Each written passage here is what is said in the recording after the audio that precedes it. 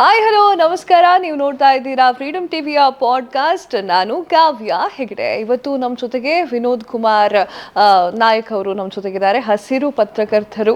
So ಅವ್ರನ್ನ ಕಾರ್ಯಕ್ರಮಕ್ಕೆ welcome ಮಾಡೋಣ. ಸರ್ ನಮಸ್ತೆ. ಸರ್ ನಮಸ್ಕಾರ ಸರ್, ಹೇಗಿದ್ದೀರಾ? ಚೆನ್ನಾಗಿದೆ ಸರ್. ಆ್ಯಂಡ್ ಸರ್, ಮೊದಲನೇ ಕ್ವಶನ್ ನನಗೆ, ಪತ್ರಕರ್ತರು ಅಂತ ಅಂದ ತಕ್ಷಣ ನಿಮ್ಮ ಒಂದು ಪರಿಚಯ ಎಲ್ಲರಿಗೂ ಇದೆ, ಸೊ ಇದ್ದೇ ಇರುತ್ತೆ. ಸೊ ಈಗ ಜನಸಾಮಾನ್ಯರಿಗೂ ಕೂಡ ಒಂದಿಷ್ಟು ಪರಿಚಯ ಇದೆ. ಸೊ ನಿಮ್ಮ ಪತ್ರಿಕೋದ್ಯಮದ ಹಾದಿಯ ಬಗ್ಗೆ ಹಾಗೆ ನಿಮ್ಮ ಪರಿಚಯದ ಬಗ್ಗೆ ಹೇಳ್ತೀರಾ? ನಾನು ಆ್ಯಕ್ಚುಲಿ ಮೂಲತಃ ಚಿಕ್ಕಮಗಳೂರು ನಾನು, ಬಟ್ ನಾನು ಹುಟ್ಟಿದ್ದು ಧಾರವಾಡ. ಸ್ವಲ್ಪ ಪ್ರಾಥಮಿಕ ಶಿಕ್ಷಣ ಧಾರವಾಡದಲ್ಲಾಯಿತು. ಅದಾದಮೇಲೆ ಮೈಸೂರಿಗೆ ಶಿಫ್ಟ್ ಆದ್ವಿ. ಮೈಸೂರಲ್ಲೇ ಓದಿದ್ದು ನಾನು, ಮತ್ತು ಮೈಸೂರಿನಲ್ಲೇ ನಾನು ನನ್ನ ಪತ್ರಿಕೋದ್ಯಮವನ್ನು ಕೂಡ ಪ್ರವೇಶ ಮಾಡಿದ್ದು. ಬೇಸಿಕಲಿ ನನಗೇನಂತಂದರೆ, ನಾನು ಸಣ್ಣವನಿದ್ದಾಗ ಕಾಡಿನ ಒಂದು ಇಂಟ್ರಾಕ್ಷನ್ ಸ್ವಲ್ಪ ಜಾಸ್ತಿ ಇತ್ತು ನನಗೆ. ನನ್ನ ತಂದೆ ಅರಣ್ಯಾಧಿಕಾರಿಯಾಗಿದ್ದರು. ಅದಾದಮೇಲೆ ನನ್ನ ಫ್ರೆಂಡ್ ಸರ್ಕಲು ಸ್ವಲ್ಪ ಅದೇ ಥರದ್ದಿತ್ತು. ನನಗೆ ಒಂದಷ್ಟು ಜನ ಫ್ರೆಂಡ್ಸ್ಗಳು ಬರ್ಡ್ ವಾಚಿಂಗಿಗೆ ಕರ್ಕೊಂಡು ಹೋಗ್ತಿದ್ರು, ಕಾಡಿಗೆ ಕರ್ಕೊಂಡು ಹೋಗ್ತಾಯಿದ್ರು. ಸೊ ಅವರ ಒಂದು ಸಾಂಗತ್ಯದಿಂದಾಗಿ ನನಗೇನಾಯಿತು, ಆಮೇಲೆ ಆ ಬರ್ಡ್ ವಾಚಿಂಗ್ ಅನ್ನೋ ಹಾಬಿ ಕ್ರಿಯೇಟ್ ಆಯಿತು. ಆ ಬರ್ಡ್ ವಾಚಿಂಗ್ ಹಾಬಿಯಿಂದಾಗಿ ನಾನು ಸ್ವಲ್ಪ ಕಾಡಿನ ಪರಿಚಯವನ್ನು ಅಥವಾ ನೆಂಟನ್ನು ಬೆಳೆಸ್ಕೊಂಡೆ. ಅದಲ್ಲಿಂದ ಮುಂದಕ್ಕೆ ಹೋಗ್ತಾ ಹೋಗ್ತಾ ಅದು ನನಗೆ ಬರವಣಿಗೆಗೂ ಕೂಡ ಪ್ರೇರೇಪಣೆ ಮಾಡಿತು. ಸೊ ನಾನು ಕಾಡಿನ ಬಗ್ಗೆ, ಪರಿಸರದ ಬಗ್ಗೆ, ಪ್ರಕೃತಿಯ ಬಗ್ಗೆ, ಹಕ್ಕಿಗಳ ಬಗ್ಗೆ ಬರೀಲಿಕ್ಕೆ ಸ್ಟಾರ್ಟ್ ಮಾಡಿದೆ. ಸೊ ಆ ಬರವಣಿಗೆ ಹಾಗೆಯೇ ನನಗೆ ನನ್ನ ಆರ್ಟಿಕಲ್ಗಳು ಪಬ್ಲಿಷ್ ಆಗಲಿಕ್ಕೆ ಸ್ಟಾರ್ಟ್ ಆಯಿತು. ಆ ಮೂಲಕ ನಾನು ಜರ್ನಲಿಸಮ್ಗೆ ಬರಬೇಕಾಗಿ ಬಂತು. ಸೊ ನನ್ನ ಜರ್ನಲಿಸಮ್ ಬರೋದಕ್ಕೂ ಕೂಡ ಕಾಡೇ ಪ್ರೇರಣೆ ಮತ್ತು ಪರಿಸರನೇ ಪ್ರೇರಣೆ. ಓಕೆ ಸರ್, ಈಗಿನ ಕಾಲದ ಮಕ್ಕಳು ಹೇಗಿರ್ತಾರೆ ಅಂತಂದರೆ, ಪರಿಸರನ ಆ ಒಂದು ದಿನಾಚರಣೆಯಲ್ಲಿ ಮಾತ್ರ ಬಿಗಿದಪ್ತಾರೆ, ಅದು ಬಿಟ್ಟು ಪರಿಸರನ ಆಮೇಲೆ ನೆಗ್ಲೆಕ್ಟೇ ಮಾಡ್ತಾರೆ. ಸೊ ಅಂಥವ್ರು ನೋಡಿದ್ದೀರಾ ನೀವು? ಅಂಥವ್ರ ಬಗ್ಗೆ ಏನು ಹೇಳ್ತೀರಾ? ಖಂಡಿತ ತುಂಬ ಅಂದರೆ ಜನ್ರೇಷನ್ ಗ್ಯಾಪ್ ತುಂಬಾ ಇದೆ. ಪರಿಸರವನ್ನು ನಾವು ಆಸ್ವಾದನೆ ಮಾಡ್ತಾ ಇದ್ದ ರೀತಿಗೂ ಈಗ ಮಾಡ್ತಾ ಇರೋ ರೀತಿಗೂ ಬಹಳಷ್ಟು ವ್ಯತ್ಯಾಸ ಇದೆ. ಮತ್ತು ನೋಡೋ ರೀತಿನೂ ಏನಾಗುತ್ತೆ ಅಂದರೆ, ಇವತ್ತು ಅವೇರ್ನೆಸ್ ಜಾಸ್ತಿ ಇದೆ ಎಲ್ರಿಗೂ. ಮಕ್ಕಳಿಗೆ ಸಣ್ಣದ್ರಿಂದನೇ ಪರಿಸರದ ಪಾಠಗಳಿದ್ದಾವೆ ಅವರ ಸಿಲೆಬಸ್ಸಲ್ಲೆಲ್ಲ, ಅದನ್ನು ಓದ್ತಾ ಬರ್ತಾ ಇದ್ದಾರೆ ಎಲ್ಲರೂ. ಅಂದರೆ ನಿಮಗೆ ಕ್ಲೈಮೇಟ್ ಚೇಂಜ್ ಬಗ್ಗೆ ಕೂಡ ಮಾತಾಡಲಿಕ್ಕೆ ಮಕ್ಕಳುಗಳು ಶಕ್ತರಿದ್ದಾರೆ. ಅಂದರೆ ಆ ಲೆವೆಲ್ ಆಫ್ ಇನ್ಫಾರ್ಮೇಷನ್ ಅವರಿಗೆ ಫ್ಲೋ ಆಗ್ತಾ ಇದೆ. ಬಟ್ ಪ್ರಾಬ್ಲಮ್ ಏನಂತಂದರೆ, ಇನ್ಫಾರ್ಮೇಷನ್ ಬೇರೆ, ಎಕ್ಸಿಕ್ಯೂಷನ್ ಬೇರೆ, ಐಡಿಯೇಟ್ ಬೇರೆ, ಮತ್ತು ಅದನ್ನು ನಾವು ಗ್ರೌಂಡ್ ರಿಯಾಲಿಟೀಸ್ಗಳು ಬೇರೆ ಅಂತ ಹೇಳ್ತಾರಲ್ಲ, ಆ ಥರ. ಅಂದರೆ ಪರಿಸರದ ಬಗ್ಗೆ ಮಾತಾಡೋರು ತುಂಬ ಜನ ಇದ್ದಾರೆ, ಪರಿಸರದ ಬಗ್ಗೆ ಕೆಲಸ ಮಾಡೋರು ತುಂಬ ಕಡಿಮೆ ಇದ್ದಾರೆ. ಮತ್ತು ಅದನ್ನು ನಾವು ಫೀಲ್ಡ್ಗೆ ಅಂತ ನಾವು ಅಪ್ಲೈ ಮಾಡಿ ನೋಡಿದಾಗ ಅದು ಕಂಪ್ಲೀಟ್ಲಿ ಬೇರೆ ಥರನೇ ಇರುತ್ತೆ. ಮಾತಾಡಿದಾಗ ಬೇರೆ ಥರ ಇರುತ್ತೆ, ಫೀಲ್ಡ್ ಎಕ್ಸಿಕ್ಯೂಷನ್ ಬೇರೆ ಥರ ಇರುತ್ತೆ. ಸೊ ಹಾಗಾಗಿ ಯಾರ್ಯಾರು ಮಾತಾಡ್ತಾ ಇದ್ದಾರೆ ಎಲ್ಲರೂ ಖಂಡಿತ ಮಾತಾಡಲಿ, ಅವೇರ್ನೆಸ್ ತಿಳ್ಕೊಳ್ತಾ ಇದ್ದಾರೆ. ಅದು ಅವೇರ್ನೆಸ್ ಎಲ್ರಿಗೂ ಬರಬೇಕು, ಬರ್ತಾ ಇರೋದು ಒಳ್ಳೆಯದು. ತಮ್ಮ ತಮ್ಮ ರೀತಿಯಲ್ಲಿ ಏನು ಕಾಂಟ್ರಿಬ್ಯೂಟ್ ಮಾಡ್ಬೋದು ಅಂತ ಅನ್ನೋದನ್ನು ಕಾಂಟ್ರಿಬ್ಯೂಟರಿ ಆಗಿದ್ದಾಗ ಏನಾಗುತ್ತೆ, ಅದು ಬೇರೆ ಥರನೇ ಆಗುತ್ತೆ. ಸೊ ಹಾಗಾಗಿ ಅವರು ಪಾರ್ಟಿಸಿಪೇಟ್ ಮಾಡೋದು ತುಂಬ ಇಂಪಾರ್ಟೆಂಟ್. ಹಸಿರು ಪತ್ರಕರ್ತರಾಗಿ ಹಲವಾರು ಅಭಿಯಾನದಲ್ಲಿ ನೀವು ತೊಡಕೊಂಡಿದ್ದೀರಾ. ಸೊ ಅದ್ರ ಬಗ್ಗೆ ಏನು ಹೇಳ್ತೀರಾ? ನಾನು ನಂದು ಒಂದಷ್ಟು ಸ್ಟೋರಿಗಳ ಬಗ್ಗೆ ಹೇಳೋದಾದರೆ, ನಾನು ಇನ್ಫ್ಯಾಕ್ಟ್ ಸಣ್ಣ ಅಂದರೆ ನಾನು ಆರಂಭದ ದಿನಗಳಲ್ಲಿ, ಜರ್ನಲಿಸಮ್ಗೆ ಬಂದ ದಿನಗಳಲ್ಲಿ ಸ್ಪೇಸ್ ತುಂಬ ಕಡಿಮೆ ಕೊಡ್ತಾಯಿದ್ರು. ಅಂದರೆ ಪೇಪರ್ಗಳಲ್ಲೆಲ್ಲ ಏನಾದರೂ ಒಂದು ಹುಲಿ ಸತ್ತೋಯ್ತು ಅಥವಾ ಒಂದು ಆನೆ ಸತ್ತೋಯ್ತು ಅಂತ ಹೇಳಿದ್ರೆ ರೀಸನ್ಸ್ ಏನೂ ಹುಡುಕ್ತಾ ಇರಲಿಲ್ಲ. ಒಂದು ಹುಲಿ ಸತ್ತಿದೆ, ಅದ್ರದ್ದು ಬಾಡಿ ಸಿಕ್ಕಿದೆ, ಆನೆ ಸತ್ತಿದೆ, ಏನೋ ಎಲೆಕ್ಟ್ರಿಕ್ ಶಾಕ್ ಆಗಿ, ಈ ಥರದ್ದು ಅಷ್ಟೇ ಮಾತ್ರ ಬರ್ತಾ ಇದ್ದಿದ್ದು. ನಾನು ಸ್ವಲ್ಪ ನನಗೆ ಇಂಟ್ರೆಸ್ಟ್ ಇದ್ದಿದ್ದರಿಂದಾಗಿ ನಾನು ಅದೇ ಇನ್ಸಿಡೆಂಟ್ದು ಬಿಯಾಂಡ್ ದ ಪಾಯಿಂಟ್ಸ್ ಅಂತ ಹೋದಾಗ ಏನಿರ್ಬೋದು, ಯಾಕಾಗಿರ್ಬೋದು, ಈ ಆನೆ ಯಾಕೆ ಸತ್ತಿದೆ, ಎಲೆಕ್ಟ್ರಿಕ್ಯೂಟ್ ಆಗಿದೆ ಅಂತಂದರೆ ಲೈನ್ ಕೆಳಗಡೆ ಹೋಗಿದೆ, ಈ ಥರದ್ದು ಒಂದಷ್ಟು ಹೋಮ್ವರ್ಕ್ ಮಾಡ್ಲಿಕ್ಕೆ ಸ್ಟಾರ್ಟ್ ಮಾಡಿದ್ಮೇಲೆ, ರಿಸರ್ಚ್ ಮಾಡ್ಲಿಕ್ಕೆ ಸ್ಟಾರ್ಟ್ ಮಾಡಿದ್ಮೇಲೆ ಅದಕ್ಕೆ ಸ್ಪೇಸ್ ಕೂಡ ಜಾಸ್ತಿ ಸಿಗ್ಲಿಕ್ಕೆ ಸ್ಟಾರ್ಟ್ ಆಯಿತು. ಅಂದರೆ ಆನೆ ಸತ್ತಿದೆ ಅಂತನ್ನುವಂಥ ನ್ಯೂಸ್ಗೆ ಒಂದಷ್ಟು ಶಕ್ತಿ ತುಂಬಿದಾಗ, ಅಂದರೆ ಅದಕ್ಕೆ ಹೆಚ್ಚು ಮಾಹಿತಿಯನ್ನು ತುಂಬಿದಾಗ, ಒಂದು ಸಿಂಗಲ್ ಕಾಲಮಲ್ಲಿ ಕೊಡ್ತಾ ಇದ್ದಿದ್ದು ನ್ಯೂಸ್ ಆಮೇಲೆ 2 ಕಾಲಮ್ 3 ಕಾಲಮ್ಗೆ ಇನ್ಕ್ರೀಸ್ ಆಗಲಿಕ್ಕೆ ಸ್ಟಾರ್ಟ್ ಆಯಿತು. ಅದು ನನಗೆ ಭಾಳ ಖುಷಿ ಕೊಟ್ಟ ವಿಚಾರ. ಆ ಸ್ಪೇಸ್ ಜಾಸ್ತಿ ಆಗ್ತಾ ಬಂದಿದ್ದು, ಇವಾಗ ಭಾಳ ಜಾಸ್ತಿ ಸ್ಪೇಸ್ ಸಿಗ್ತಾ ಇದೆ ಎಲ್ಲ ಕಡೆ. ಇನ್ನೊಂದೇನಂತಂದರೆ, ಆ ಸ್ಪೇಸಿಂಗು ಅಲ್ಲಿಂದ ಹಿಡಿದು ಇಲ್ಲಿ ತನಕ ತುಂಬ ಲಾರ್ಜರ್ ಆಗಿ ಪಾಡ್ಕಾಸ್ಟ್ ತನಕ ಬಂದುಬಿಟ್ಟಿದೆ. ಆ ಸ್ಪೇಸು ಹಾಗೆ ಸಿಗಬೇಕು. ಆ ಸ್ಪೇಸ್ ಸಿಗಬೇಕು ಅಂದರೆ ಅದ್ರ ಹಿಂದ್ಗಡೆ ರಿಸರ್ಚ್ ಕೂಡ ಅಷ್ಟೇ ಚೆನ್ನಾಗಿ ಆಗಬೇಕು, ಕಂಟೆಂಟ್ ಕೂಡ ಚೆನ್ನಾಗಿ ಆಗಬೇಕು. ಸೊ ಅದಾದಮೇಲೆ ನಾನು ವನ್ಯಜೀವಿ ಸಂರಕ್ಷಣಾ ಅಭಿಯಾನ ಅಂತ ಹೇಳಿ ಒಂದು ಅಭಿಯಾನವನ್ನು ನಾನು ದೊಡ್ಡ ಪ್ರಮಾಣದಲ್ಲಿ ಸ್ಟಾರ್ಟ್ ಮಾಡಿದೆ. ಅದನ್ನು ನಮ್ಮ ವಿಶ್ವೇಶ್ವರ ಭಟ್ರು ಅದಕ್ಕೆ ಆ ಥರದ್ದೊಂದು ಇದಕ್ಕೆ ಪ್ರೇರಣೆ, ಅವರು ಈ ಥರ ಒಂದು ಪ್ರೋಗ್ರಾಮ್ ಮಾಡಬೇಕು, ಈ ಥರದ್ದೊಂದು ಅಭಿಯಾನವನ್ನು ಮಾಡಬೇಕು ಅಂತ ಹೇಳ್ಕೊಟ್ಟಿದ್ದೆ ಫಸ್ಟ್ ಅವರು. ಸೊ ಅಭಿಯಾನವನ್ನು ಮಾಡೋದ್ರ ಮೂಲಕ ಅದನ್ನು ನೆಕ್ಸ್ಟ್ ಲೆವೆಲ್ಗೆ, ಅಂದರೆ ನಾವೇನು ಮಾಡ್ತಿದ್ವಿ, ಬರಿತಾ ಇದ್ವಿ, ಅದ್ರದ್ದು ನೆಕ್ಸ್ಟ್ ಲೆವೆಲ್ಗೆ ಹೋಗಬೇಕು ಅಂತ. ಸೊ ಆವಾಗ ನಾವೇನು ಮಾಡಿದ್ವಿ ಅಂದರೆ, ಸೆಲೆಬ್ರಿಟಿಗಳನ್ನ ಟೈ ಅಪ್ ಮಾಡಿಕೊಂಡು ಅವರನ್ನು ನಾವು ಅಭಿಯಾನದ ಮೂಲಕ ಕಾಡಿಗೆ ಕರ್ಕೊಂಡೋಗಿ, ಸಂರಕ್ಷಿತ ಅರಣ್ಯಗಳಿಗೆ ಕರ್ಕೊಂಡೋಗಿ, ಜನಗಳ ಜೊತೆಗೆ ಇಂಟ್ರಾಕ್ಷನ್ ಮಾಡಿಸಿ, ಈ ಥರ ಒಂದು ಭಾಳ ವಿಶಿಷ್ಟವಾದಂಥ ಅಭಿಯಾನ ಇಡೀ ಇಂಡಿಯಾದಲ್ಲಿ ಪ್ರಾದೇಶಿಕ ಮಟ್ಟದಲ್ಲಿ ಒಂದು ಮಾಧ್ಯಮ ಮಾಡಿದ್ದ ಮೊದಲ ಪ್ರಯತ್ನ ಅದು. ಓಕೆ ಚೆನ್ನಾಗಾಯ್ತು, ತುಂಬ ಸಕ್ಸಸ್ಫುಲ್ ಆಗೋ ಓಕೆ ಓಕೆ. ಸೊ ಒಂದಿಷ್ಟು ಕ್ವಶನ್ಗಳನ್ನ ನಾನೇ ಹುಡುಕೊಂಡು ಹಾಕೊಂಬಂದಿದ್ದೀನಿ. ನಿಮಗೆ ಜನಗಳು ಇಷ್ಟನೋ ಕಾಡು ಇಷ್ಟನೋ? ಖಂಡಿತ ಕಾಡು ಇಷ್ಟ. ಯಾಕೆ? ಕಾಡಲ್ಲಿ ನಿಮಗೆ ಬೇರೆ ಥರದ್ದೇ ಪೀಸ್ ಇರುತ್ತೆ. ಅಲ್ಲ, ಜನಗಳ ಹತ್ರ ಇಲ್ಲ ಅಂತಲ್ಲ, ಅಥವಾ ಜನಗಳ ಜೊತೆಗೆ ದಿನ ನಾವು ಗಲಾಟೆ ಮಾಡ್ತಾ ಇದ್ದೀವಿ ಅಂತೆಲ್ಲ ಅರ್ಥ, ಆ ಥರದ್ದೇನಿಲ್ಲ. ಕಾಡಿನ ಕೊಡೋ ಫೀಲೇ ಬೇರೆ. ನಾವು ಮೂಲತಃ ಇಡೀ ಮನುಷ್ಯನೂ ಕೂಡ ಪ್ರಕೃತಿಯ ಒಂದು ಕೂಸು ಅಲ್ವಾ. ನಾವೆಲ್ಲ ಪ್ರಕೃತಿಯಿಂದನೇ ಬಂದಿರೋರು. ಮನುಷ್ಯ ಮೂಲತಃ ಕಾಡಲ್ಲೇ ಇದ್ದವನು. ಆಮೇಲೆ ಬಂದು ನಗರವಾಸಿಗಳಾದ್ವಿ, ನಾವು ಹಳ್ಳಿಗಳು ಕಟ್ಕೊಂಡ್ವಿ, ಪಟ್ಟಣಗಳನ್ನ ಕಟ್ಕೊಂಡ್ವಿ, ಮಹಾನಗರಗಳನ್ನ ಕಟ್ಕೊಂಡಿದ್ದೀವಿ ನಾವು. ಸೊ ಯಾಕೆ ನಾವು ನೋಡಿ, ನೀವು ಇವಾಗ ಯಾವುದೇ ರಿಯಲ್ ಎಸ್ಟೇಟ್ ಆ್ಯಡ್ ನೋಡಿ ನೀವು, ಅದು ಎಲ್ಲ ಹಾಕ್ತಾರೆ, lake view, forest view, green view ಅಂತ. ಅಂದರೆ ನೀವು ಅರಮನೆ ಕಟ್ಟಿದ್ರೂ ಪಕ್ಕದಲ್ಲಿ ಒಂದು ಮರ ಇರಬೇಕಂತ. ಸೊ ಅದಿಲ್ಲ ಅಂತಂದರೆ ಅದಕ್ಕೆ ಅದು ಕಂಪ್ಲೀಟ್ ಆಗಲ್ಲ ಅಂತ. ಹಾಗಾಗಿ ಮತ್ತು ಕಾಡಿಗೆ ಹೋದಾಗ ನಿಮಗೆ ಸಿಗುವಂತಹ ಪೀಸ್ ಇದೆಯಲ್ಲ, ಅಥವಾ ಆ ನೆಮ್ಮದಿ, ನೀವು ಕನೆಕ್ಟ್ ಆಗೋ ರೀತಿ, ಮತ್ತು ನಿಮ್ಮ ಇಡೀ ದೇಹವನ್ನು ಅದು ರಿಫ್ರೆಶ್ ಮಾಡುತ್ತೆ. ಓಕೆ, ಈಗ ಕಾಡನ್ನು ಆಲ್ಮೋಸ್ಟ್ ಕಡಿತಾ ಇದ್ದಾರೆ. ಆಮೇಲೆ ಒಂದಿಷ್ಟು ಜನ ಕಾಡನ್ನು ಉಳಿಸಿ ಅಂತ ಪ್ರೊಟೆಸ್ಟ್ ಮಾಡ್ತಾ ಇದ್ದಾರೆ. ಸೊ ಈಗ ಕಾಡನ್ನು ಕಡಿತಾ ಇರೋರು ಇದ್ದಾರೆ, ಪ್ರೊಟೆಸ್ಟ್ ಮಾಡ್ತಾ ಇದ್ದವರು ಇದ್ದಾರೆ. ಸೊ ಈಗ ಯಾವುದೋ ಒಂದು ನಗರ ಅಭಿವೃದ್ಧಿ ಆಗಬೇಕು ಅಂತಂದ್ರೆ ಸುತ್ತಮುತ್ತಲಿನ ಮರಗಳನ್ನು ಕಡಿಲೇಬೇಕು. ಸೊ ಇದಕ್ಕೇನು ಹೇಳ್ತೀರಿ ನೀವು? ಖಂಡಿತ ಇದೇನಂದರೆ ಒಂದು ಬ್ಯಾಲೆನ್ಸಿಂಗ್ ಅಂತ ಇದೆ. ಯಾವುದಾದ್ರೂ ಅಷ್ಟೇ, ಜಾಸ್ತಿ ಆದರೆ ಅತಿ ಆದರೆ ಅಮೃತವೂ ವಿಷಯ ಅಂತ ಹೇಳ್ತಾರಲ್ಲ, ಅದೇ ಥರನೇ ಈಗ ಏನಾಗುತ್ತೆ, ನಿಮಗೆ ಒಂದು ಕಾಡು ಬೇಕಾ ಅಥವಾ ನಗರಗಳ ಬೇಕಾ, ಅಥವಾ ಪರಿಸರ ಉಳಿಬೇಕಾ ಮನುಷ್ಯ ಉಳಿಬೇಕಾ ಅಂತ. ಇದು ಹೆಂಗಿದೆ ಅಂತಂದರೆ, ಒಂದು ಅಲಗಿನ ಎರಡು ಕತ್ತಿ ಅಂತ ಹೇಳ್ತಾರಲ್ಲ, ಆ ಥರ ಒಂದು ಕತ್ತಿ ಎರಡು ಅಲಗು ಅಂತ. ಅಂದರೆ ನಿಮಗೆ ಕಾಡು ಬೇಕು, ನಾಡು ಬೇಕು, ಬ್ಯಾಲೆನ್ಸ್ ಮಾಡಬೇಕು ಬೇಸಿಕಲಿ. ನಮಗೆ ಪೂರ್ತಿ ಕಾಡಿದ್ರೂ ಕಷ್ಟ ಆಗುತ್ತೆ, ಪೂರ್ತಿ ನಾಡಿದ್ರೂ ಕಷ್ಟ ಆಗುತ್ತೆ. ಮತ್ತು ಇನ್ನೊಂದು ಏನಂತಂದರೆ, ಪರಿಸರ ಇದ್ರೇ ನಾವು, ಅದು ನಮಗೆ ಗೊತ್ತಿರಬೇಕು. ನಮಗೆ ನೀರು ಬೇಕು, ಆಯಿತು, ನಾವು ನಾಳೆ ದಿವಸ ಎಲ್ಲ ನದಿ ಮೂಲೆಗಳನ್ನ ಬತ್ತಿಸ್ಬಿಡ್ತೀವಿ ಅಂತ ಅನ್ಕೊಳ್ಳೋಣ, ನೀರೆಲ್ಲಿ ಸಿಗುತ್ತೆ? ಎಲ್ಲ ಪೂರ್ತಿ ಕಾಡನ್ನು ಕಡಿದು ಕಾಂಕ್ರಿಟೈಸ್ ಮಾಡ್ತೀವಿ ಅಂತ ಅನ್ಕೊಳ್ಳೋಣ, ನಮಗೆ ಒಳ್ಳೆ ಗಾಳಿ ಎಲ್ಲಿಂದ ಸಿಗುತ್ತೆ? ಅದೇ ಬಿಸ್ನೆಸ್ ಆಗಿಬಿಡುತ್ತೆ ಸರ್. ಇವಾಗ ಕಾಡು ಕಟ್ ಮಾಡ್ತಾರೆ, ಸೊ ಅಲ್ಲಿ ನಗರಗಳು ಯಾವುದೋ ಒಂದು ಸ್ಥಾಪನೆ ಆಗುತ್ತೆ, ಅಲ್ಲಿ ಮನೆ ಆಗುತ್ತೆ, ಅಲ್ಲಿ ಜನಸಾಮಾನ್ಯರು ಬಂದು ಉಳ್ಕೊಳ್ತಾರೆ, ನಾಗರಿಕರು ಬರ್ತಾರೆ. ಅದಾದ ನಂತರ ಇಲ್ಲಿ ಕಾಡಿತ್ತು ಅಂತ ಒಂದು ಪೋಸ್ಟರಲ್ಲಿ ನೋಡಬೇಕಾಗತ್ತೆ. ಯಾವುದು ಕರೆಕ್ಟ್ ಆಗಿದೆ, ಆ ಥರದ್ದೇ ಆಗುತ್ತೆ. ಬಟ್ ಇನ್ನೊಂದು ಏನಂತಂದರೆ, ಟೆಕ್ನಾಲಜಿ ಮೂಲಕನೇ ಜೀವನ ಮಾಡ್ತೀವಿ ಅಂತ ಅನ್ನೋದು ಸುಳ್ಳು. ಟೆಕ್ನಾಲಜಿ ಎಷ್ಟೇ ಮುಂದೆ ಹೋಗ್ಬೋದು, ಮನುಷ್ಯ ನ್ಯಾಚುರಲ್ ಅಂದರೆ ಪರಿಸರ, ಪ್ರಕೃತಿ ಸ್ವಾಭಾವಿಕವಾಗಿ ಅಥವಾ ಪ್ರಕೃತಿ ಹತ್ತಿರವಾಗಿದ್ದರೆ ಮಾತ್ರ ಮನುಷ್ಯನ ಉಳಿವು ಮುಂದಿನ ಬಹಳ ದಿನಗಳ ತನಕ ಇರುತ್ತೆ. ನಾವು ಅದ್ರ ಅಗೇನ್ಸ್ಟ್ ಹೋಗ್ಲಿಕ್ಕೆ ಸ್ಟಾರ್ಟ್ ಮಾಡಿದ್ರೆ ಬಹಳ ಬೇಗ ನಾವು ಅವನತಿ ಹೊಂತೀವಿ. ಈಗಿನ ಕಾಲದಲ್ಲಿ ಹೇಗೆ ನಡೀತಿದೆ ನಿಮ್ಮ ಪ್ರಕಾರ? ಅಗೇನ್ಸ್ಟ್ ಆಗಿ ಹೋಗ್ತಿದ್ದಾರೆ, ಜಾಸ್ತಿನೇ ಪರಿಸರದ ನಾಶ ಆಗ್ತಾ ಇದೆ. ಅದಕ್ಕೋಸ್ಕರನೇ ಅಲ್ವಾ ಎಲ್ಲ ಕಡೆಗೆ ಇಡೀ ವಿಶ್ವನೇ ಪರಿಸರದ ಉಳಿವಿಗೋಸ್ಕರ ಯಾಕೆ ಆತಂಕಗಳನ್ನು ಪಡ್ತಾ ಇದ್ದಾರೆ? ಅದೇ ಕಾರಣಕ್ಕೆ, ಬೇರೆ ಇನ್ನೇನೂ ಇಲ್ಲ.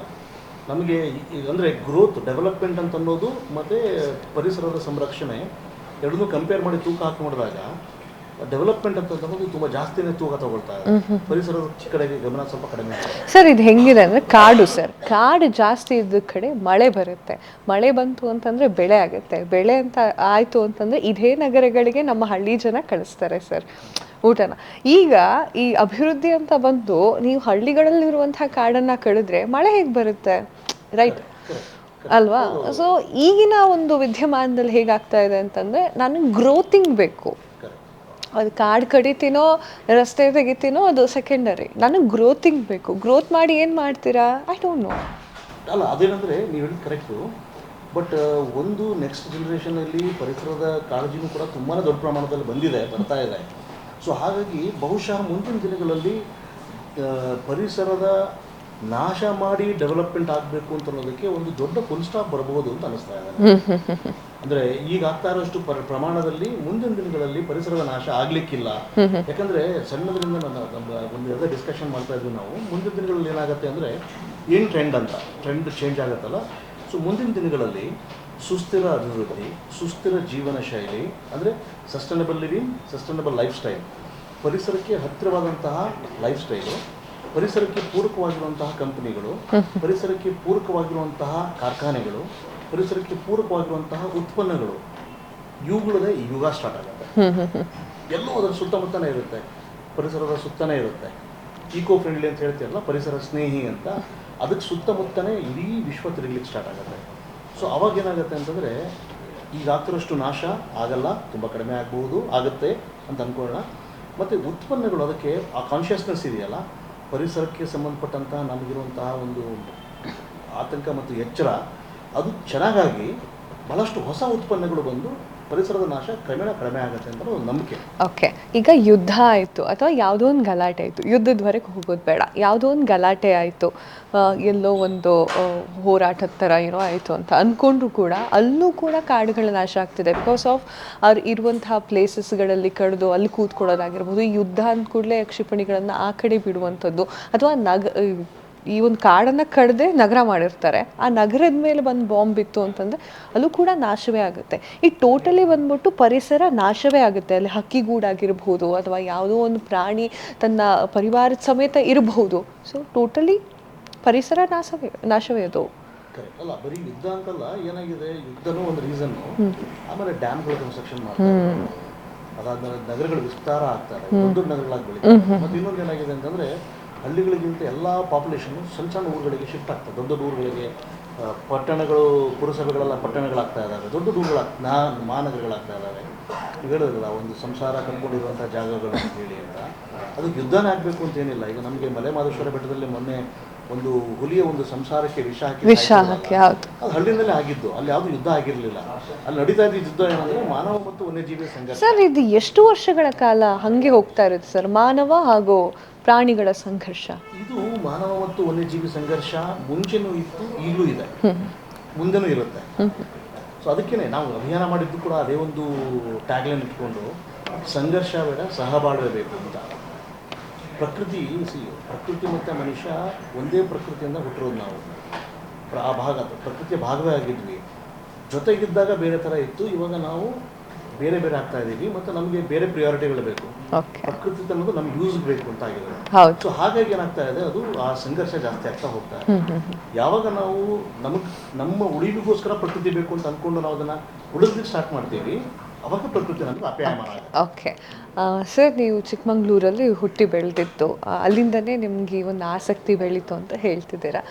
ಸೊ ನೀವು ಚಿಕ್ಕವರು ಇರಬೇಕಾದ್ರೆ ಅಥವಾ ನೀವು ಊರಲ್ಲಿ ಇರಬೇಕಾದ್ರೆ ನೀವು ಕಂಡಂತಹ ಭಯಾನಕ ಪ್ರಾಣಿ ಯಾವುದು? ಭಯಾನಕ ಪ್ರಾಣಿಗಳಲ್ಲಿ ಸಾರಿ ಟು ಸೇ, ಪ್ರಾಣಿಗಳಲ್ಲಿ ಯಾವುದು ಭಯಾನಕ ಪ್ರಾಣಿಗಳು ಅಂತ ಇಲ್ಲ, ಮನುಷ್ಯನೇ. ಅಂದರೆ ನಾವು ಏನಾಗುತ್ತೆ ಗೊತ್ತಾ ನಿಮಗೆ, ಆನೆಗೂ ಕೂಡ ಸುಮ್ಮನೆ ಯಾವುದನ್ನು ಅಟ್ಯಾಕ್ ಮಾಡಲ್ಲ, ಯಾವುದಕ್ಕೂ ಯಾರ ಮೇಲೂ ದಾಳಿ ಮಾಡಲ್ಲ, ಹಾವು ಸುಮ್ಮನೆ ಕಚ್ಚಲ್ಲ, ಎಲ್ಲವೂ ಕೂಡ ನಾವು ನಮ್ಮ ತರಲೆಗಿರಲೇ ಮಾಡಿದ್ರೆ ಇದನ್ನು ನಾನು ಕೇಳಬೇಕಿದು. ನೀವು ವನ್ಯಜೀವಿಗಳ ಮೇಲೆ ಭಾಳಷ್ಟು ಕಾಳಜಿ ಹಾಗೂ ಪ್ರೀತಿಯನ್ನು ಇಟ್ಕೊಂಡಿದ್ದೀರಾ, ಅದ್ರ ಬಗ್ಗೆ ಅಧ್ಯಯನ ಕೂಡ ಮಾಡಿದ್ದೀರಾ.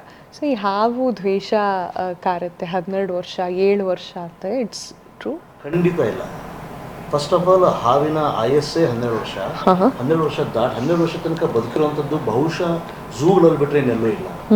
ಅದನ್ನು ಸಹಜವಾದ ಪರಿಸರದಲ್ಲಿ ಅಷ್ಟು ವರ್ಷ ಬದುಕೋಕ್ಕಾಗಲ್ಲ, ಕಷ್ಟ. ಯಾಕೆಂದರೆ ಅದೆಲ್ಲ ಅದಕ್ಕೆ ಬೇರೆ ಥರದಾದಂತಹ ಸಂಘರ್ಷಗಳಿರ್ತವೆ. ಸೊ ಹಾಗಾಗಿ ಮತ್ತು ಇನ್ನೊಂದು ಏನಂತಂದರೆ, ಹಾವಿಗೆ ಆ ಥರದ ಮೆಮೊರಿ ಇಲ್ಲ. ಅದಕ್ಕೆ ಮೆಮೊರಿ ಇರೋದು ಏನಂತಂದರೆ, ತನ್ನ ಬಲಿ ಪ್ರಾಣಿಗಳು ಯಾವುದಿದ್ದಾವೆ ಅದನ್ನು ಯಾವುದನ್ನು ಬೇಟೆಯಾಡಿ ತಿನ್ನಬೇಕು, ಅಷ್ಟು ಬಿಟ್ಟರೆ ಇನ್ನೇನೂ ಇಲ್ಲ. ಹಾಗಾಗಿ ನೀವು ಫಸ್ಟ್ ಆಫ್ ಆಲ್ ಹಾವಿಗೆ ಮೆಮೊರಿ ಇದೆ, 12 ವರ್ಷ ಅದು ಜ್ಞಾಪಕ ಇಟ್ಕೊಳ್ಳುತ್ತೆ, ಹುಡ್ಕೊಂಡು ಬಂದು ಕಚ್ಚುತ್ತೆ, ಎಲ್ಲವೂ ಸುಳ್ಳು. ಅದೆಲ್ಲ ಆಗೋದು ಇಲ್ಲ, ಅದೆಲ್ಲ ಅಂತ ಆಗಿರೋ ಇನ್ಸಿಡೆಂಟ್ಗಳು ಇಲ್ಲ. ಯಾರು ಬಹುಶಃ ಏನಾಗುತ್ತೆ ಅಂದರೆ, ಯಾರೋ ಒಬ್ರು ಹೇಳ್ತಾರೆ ಒಂದು ಹಾವು ನನಗೆ ಯಾವಾಗಲೂ ತೊಂದರೆ ಕೊಡ್ತಾ ಇತ್ತು, ನನಗೆ ಯಾವಾಗಲೂ ಒಂದು ಹಾವು ಹೊಡೆದಿದ್ದೆ, ಅದು ನನಗೆ ಹುಡ್ಕೊಂಡು ಬಂದು ಕಚ್ಚಿತು ಅಂತ. ಅವ್ರಿಗೆ ಆ ಹಾವನ್ನ ಗುರುತಿಸ್ಲಿಕ್ಕೆ ಆಗಿರಲ್ಲ ಅಷ್ಟೇ. ಆ ಹಾವು ಬೇರೆ ಇರುತ್ತೆ, ಈ ಹಾವು ಬೇರೆ ಇರುತ್ತೆ.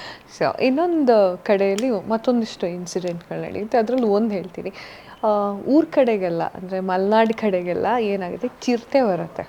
ಓಕೆ, ಮನೆಗಳಿಗೆ ಚಿರತೆ ನುಗ್ಗುತ್ತೆ. ಸೊ ಚಿರತೆ ಬಂದಾಗ ಏನು ಮಾಡುತ್ತೆ, ಹಸುನೋ ನಾಯಿನೋ ಅದು ಯಾವ್ದು ನೋಡುತ್ತೋ ಅದನ್ನು ಹೊತ್ಕೊಂಡು ಹೋಗುತ್ತೆ. ಸೊ ಇದು ಇರೋ ಫ್ಯಾಕ್ಟು. ಬಟ್ ಕೆಲವೊಂದು ಕಡೆ ಹಸು ಜೊತೆಗೆ ಚಿರತೆ ಮಲಗಿರೋ ವೀಡಿಯೋಸ್ಗಳು ಅಥವಾ ಹಸು ಪ್ರೊಟೆಕ್ಟ್ ಮಾಡ್ತಾ ಇರೋ ಥರ ಚಿರತೆನ, ಅದೆಲ್ಲ ಬದ್ಧ ವೈರಿಗಳು ಸರ್, ರೈಟ್? ಅದು ಈ ಒಂದು ಪ್ರಕೃತಿಯಲ್ಲಿ ಬದ್ಧ ವೈರಿಗಳು. ಇದು ಆಗುತ್ತೆ ಅದೆಲ್ಲ. ಖಂಡಿತ ಅದು ನೀವು ನೋಡಿರೋದು ಸತ್ಯ. ಏನು ಗೊತ್ತಾ, ನಿಮಗೆ ಒಂದು ಚಿರತೆ ಒಂದು ಕುರಿನೋ ಅಥವಾ ಒಂದು ಕರುನೋ ಹೊತ್ಕೊಂಡು ಹೋಯ್ತು ಅಂತಂದರೆ, ಅದು ಹೊಟ್ಟೆ ಹಸ್ದಾಗ ಹೊತ್ಕೊಂಡು ಹೋಗಿರುತ್ತೆ. ಹೊಟ್ಟೆ ತುಂಬಿದಾಗ ಅದು ಏನೂ ಮಾಡಲ್ಲ, ಅದು ಎಲ್ಲದಕ್ಕೂ ಅನ್ವಯ ಆಗುತ್ತೆ. ಹುಲಿ, ನೀವು ಅದು ಚಿರತೆ ಹೇಳ್ತಾ ಇದ್ದೀರಾ, ಈ ಕಡೆ ಬಂದರೆ ನಿಮಗೆ ಬಂಡೀಪುರ ನಾಗರೋಡ ಭಾಗದಲ್ಲಿ ಬಂದರೆ ದಿನ ಹಳ್ಳಿ ಹುಲಿಗಳು ಬರ್ತವೆ. ಅಂದರೆ ಅದರ ಸಂಖ್ಯೆ ಜಾಸ್ತಿಯಾಗಿ ಓಡಾಡ್ತಾ ಇರ್ತಾವಲ್ಲ, ಅದಕ್ಕೆ ಆ ಬೌಂಡ್ರಿ ಇರುತ್ತೆ. ಟೆರಿಟರಿ ಫೈಟಿಂಗ್ ಆದಾಗ ಅಥವಾ ಎಲ್ಲ ಒಂದು ಸ್ಟೋರಿಗಳು ಸೇರಿ ಅದನ್ನು ಓಡಿಸಿದಾಗೆಲ್ಲ ಆದಾಗ ಬರ್ತಾ ಇರ್ತವೆ. ಅವು ಏನಂತಂದರೆ ಹೊಟ್ಟೆ ತುಂಬಿರುವಂಥ ಸಂದರ್ಭದಲ್ಲಿ ಇನ್ನೊಂದು ಪ್ರಾಣಿಗಳ ಮೇಲೆ ದಾಳಿ ಮಾಡೋದೇ ಇಲ್ಲ. ಹೊಟ್ಟೆ ಹಸಿದಾಗ ಮಾತ್ರ ಅದಕ್ಕೆ ತನಗೆ ಬೇಕಾಗಿರೋ ಊಟಕ್ಕೋಸ್ಕರ ಮಾತ್ರ ಅದು ದಾಳಿ ಮಾಡಿರಬಹುದು ಅಷ್ಟೇ. ಹೊಂಚಾಕ್ ಬೇಟೆಯಾಡಿರುತ್ತೆ ಬಿಟ್ಟರೆ ದಾಳಿ ಮಾಡಿರಲ್ಲ. ಚೆನ್ನಾಗಿದ್ದಾಗ ಅವು ಏನೂ ಮಾಡಲ್ಲ. ಹೊಟ್ಟೆ ತುಂಬಿದಾಗ ನೀವು ನೋಡಿರ್ಬೋದು, ಬೇರೆನೇ ಇದೇ ಥರ ವಿಡಿಯೋಗಳನ್ನು ನೋಡಿರ್ಬೋದು ನೀವು. ಜಿಂಕೆನೂ ಹೋಗ್ತಾ ಇರುತ್ತೆ, ಪಕ್ಕದಲ್ಲಿ ಹುಲಿನೂ ಹೋಗ್ತಾ ಇರುತ್ತೆ. ಹೌದು, ರೈಟ್. ಅದೇ ಆ ಟೈಮಲ್ಲಿ ಯಾಕೆ ಬೇಟೆ ಆಡಲ್ಲ ಹಾಗಾದ್ರೆ? ಅದಕ್ಕೆ ಹೊಟ್ಟೆ ತುಂಬಿರುತ್ತೆ, ಅದಕ್ಕೆ ಊಟ ಬೇಕಿರಲ್ಲ. ಹೊಟ್ಟೆ ಹಸಿದಾಗ ಎಲ್ಲಿದ್ರೂ ಬಿಡಲ್ಲ, ಚೇಸ್ ಮಾಡ್ಕೊಂಡು. ಈಗ ಹೊಟ್ಟೆ ತುಂಬಿದ್ರೂ ಮತ್ತೆ ಬೇಟೆ ಆಡುವಂಥ ಪ್ರಾಣಿ ಚಾನ್ಸೇ ಇಲ್ಲ. ಅದು ನಮ್ಮಲ್ಲಿ ಮಾತ್ರ.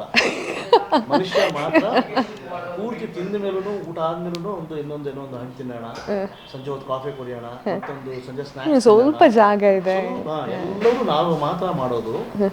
ಯಾವುದೇ ಪ್ರಾಣಿಗಳು ತನಗೆ ಬೇಕಾಗಿರುವಂತಹ ಊಟವನ್ನು ಸಿಕ್ಕಿದ ಮೇಲೆ ಮತ್ತೆ ಎಕ್ಸ್ಟ್ರಾ ತಿನ್ನಲ್ಲ. ಈ ಹುಲಿ ಇನ್ಸಿಡೆಂಟ್ ಅಷ್ಟೇ. ಅದು ಒಂದು ದೊಡ್ಡ ಪ್ರಾಣಿನ ಹೊಡೆದ್ರೆ ಅದನ್ನ ಎಷ್ಟು ದಿನಕ್ಕೆ ಬರುತ್ತೆ ಅಂತ ಅದು ಗೊತ್ತಾಗುತ್ತೆ. ಅಷ್ಟು ದಿನ ಇಟ್ಕೊಂಡು ತಿನ್ನುತ್ತೆ ಅದನ್ನ. ಅಲ್ಲಿ ತನಕ ಬೇರೆ ಪ್ರಾಣಿನ ಬೇಟೆ ಆಡೋದೇ ಇಲ್ಲ. ಸೊ ಇವಾಗ ಸರ್, ಪ್ರಕೃತಿಯಲ್ಲಿ ಅದರಲ್ಲೂ ಕೂಡ ಕಾಡುಗಳಲ್ಲಿ ನಮ್ಮ ಮನುಷ್ಯ ಎಷ್ಟು ಕೆಟ್ಟವನು ಅನ್ನೋದು ಪ್ರತಿ ಸಲನೂ ಸಾಬೀತು ಮಾಡ್ತಾನೆ. ಯಾಕಂತಂದರೆ ಈ ಅರಣ್ಯ ಪ್ರದೇಶಗಳಲ್ಲಿ ಹೋದಾಗ ಪ್ಲಾಸ್ಟಿಕ್ಗಳನ್ನು ಒಗೆಯುವಂಥದ್ದು, ಹಾಗೆ ಒಂದಷ್ಟು ಕರುಗಳು, ಹಸುಗಳು ಪ್ಲಾಸ್ಟಿಕ್ ಕೊಟ್ಟೆಗಳನ್ನು ಅಥವಾ ಕವರ್ಗಳನ್ನು ನುಂಗಿಯೇ ಪ್ರಾಣ ಬಿಟ್ಟಿದ್ದು ಕೂಡ ಇದೆ. ಸೊ ಎಷ್ಟೇ ಹೇಳಿದ್ರೂ ಕೂಡ ಮನುಷ್ಯ ಈ ಒಂದು ಕೆಟ್ಟ ಅಭ್ಯಾಸವನ್ನು ಯಾವತ್ತೂ ಬಿಡೋದಿಲ್ಲ, ರೈಟ್? ಅದು ಕರೆಕ್ಟ್ ಮೇಡಮ್. ಅದು ಸಿವಿಕ್ ಸೆನ್ಸ್ ಅಂತ ಹೇಳ್ತಾರೆ. ಅಂದರೆ ಏನಾಗುತ್ತೆ, ನೀವು ಬೇರೆ ದೇಶದಲ್ಲಿ ಹೋದಾಗ, ಅದೇ ನಾವು ಅದು ಸಣ್ಣ ಎಕ್ಸಾಂಪಲ್ಲು, ನಾವು ಬೆಂಗಳೂರಲ್ಲಿದ್ದಾಗ, ಕರ್ನಾಟಕದಲ್ಲಿದ್ದಾಗ, ಇಂಡಿಯಾದಲ್ಲಿದ್ದಾಗ ಮಾಡೋ ಬಿಹೇವಿಯರ್ಗೂ ಅದೇ ನಾವು ಸಿಂಗಾಪುರ್ಗೋ ದುಬೈಗೋ ಹೋದಾಗ ಮಾಡೋ ಬಿಹೇವಿಯರ್ಗೂ ತುಂಬ ವ್ಯತ್ಯಾಸ ಇದೆ. ನಾವು ಅದೇ ದೇಶಕ್ಕೆ ಇದೇ ವ್ಯಕ್ತಿ, ಈಗ ನಾನೇ ಒಂದು ಪ್ಲಾಸ್ಟಿಕ್ ಶೀಟ್ ಸಿಕ್ಕಿದ್ರೆ ಅಥವಾ ಪ್ಲಾಸ್ಟಿಕ್ ಕವರ್ನ ಎಲ್ಲಿ ಬೇಕಲ್ಲಿ ಹಾಕ್ತೀನಿ. ಅದೇ ಬೇರೆ ದೇಶಕ್ಕೆ ಹೋದಾಗ ಅದೇ ಥರ ಬಿಹೇವ್ ಮಾಡ್ತೀನಿ, ಮಾಡಲ್ಲ.